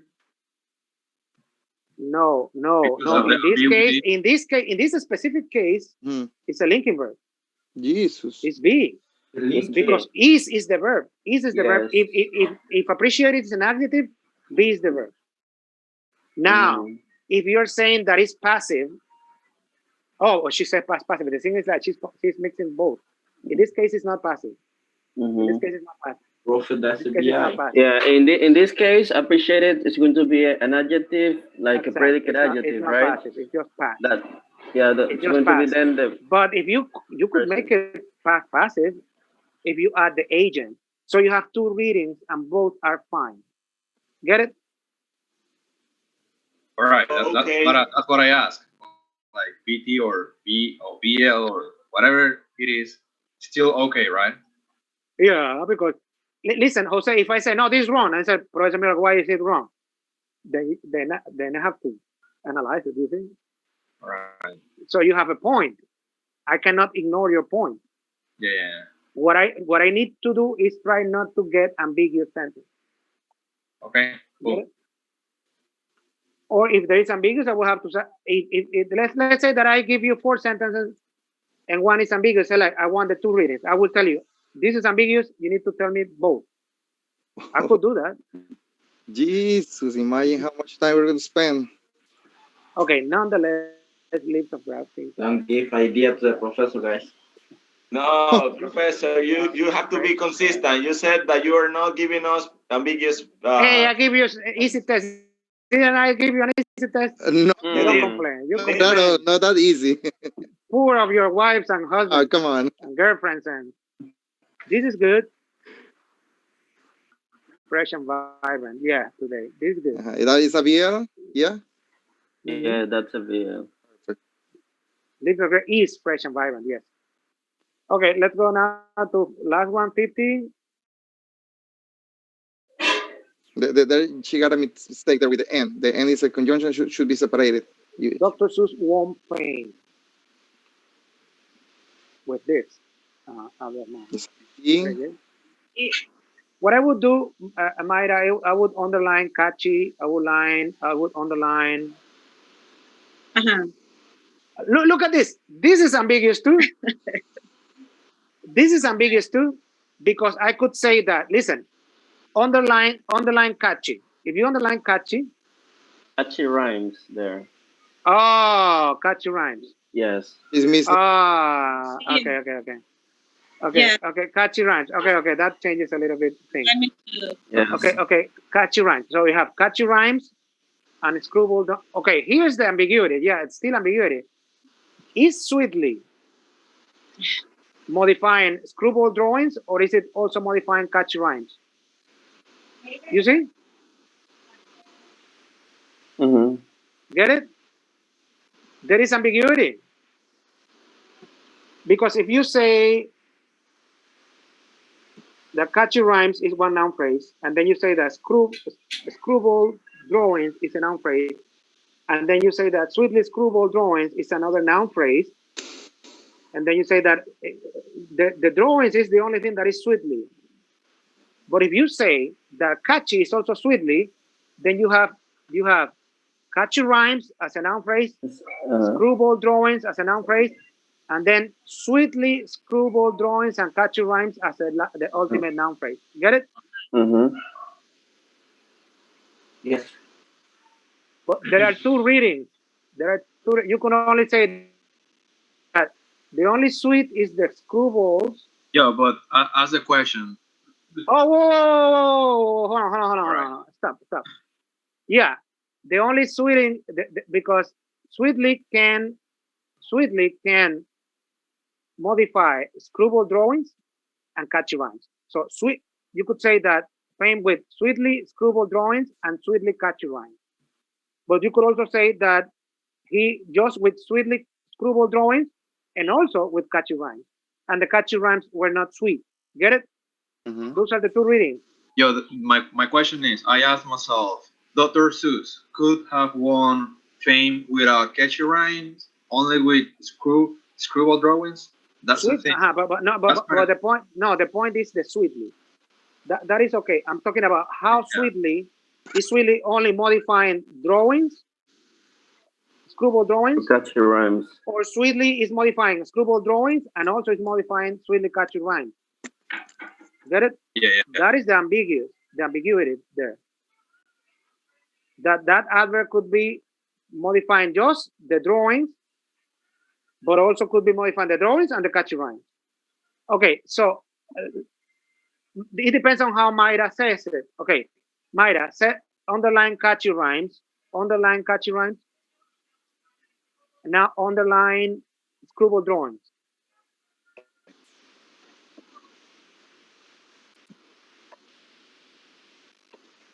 And also catchy rhymes.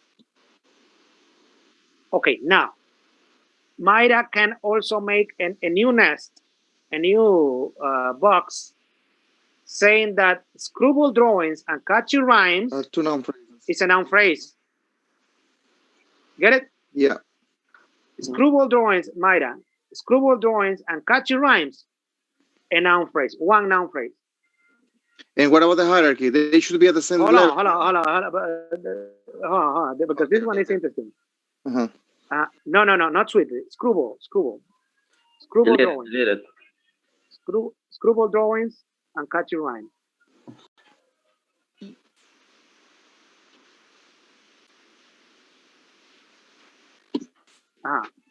It's a noun phrase. And now we have another noun phrase, which is sweetly screwball drawings and catchy rhymes. Got it? Yeah. Now we have another noun phrase, and that ultimate noun phrase is the one that is the object of the preposition. Now, in this drawing, what am I saying? What is the reading of the two? Because there are two readings. What is the drawing? What is the reading? If I parse like That's sweetly modified noun phrases.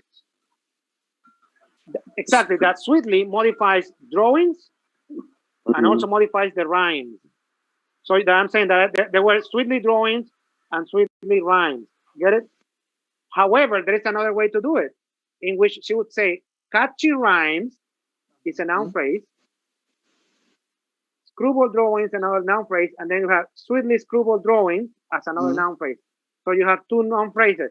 You have sweetly screwball drawings as one noun phrase, and catchy rhymes alone as another noun phrase. And then you put it together, making one noun phrase. Get it? So there are two ways to do this. This is ambiguous. Oh my God. Yes, both are okay. Of course, unless I say parse it in a way that both nouns are sweetly. If I say, hey Juan, I want you to show me that both nouns are sweetly, then you do it like this. Or if I say, hey Juan, I just want you to tell me that the drawings are sweetly, then you have to do it differently. And then you have to separate catchy rhymes as another noun phrase. Get it? Get it? Yes. All right, guys. See you at 2. See you. All right. See you. Bye-bye. No, see you.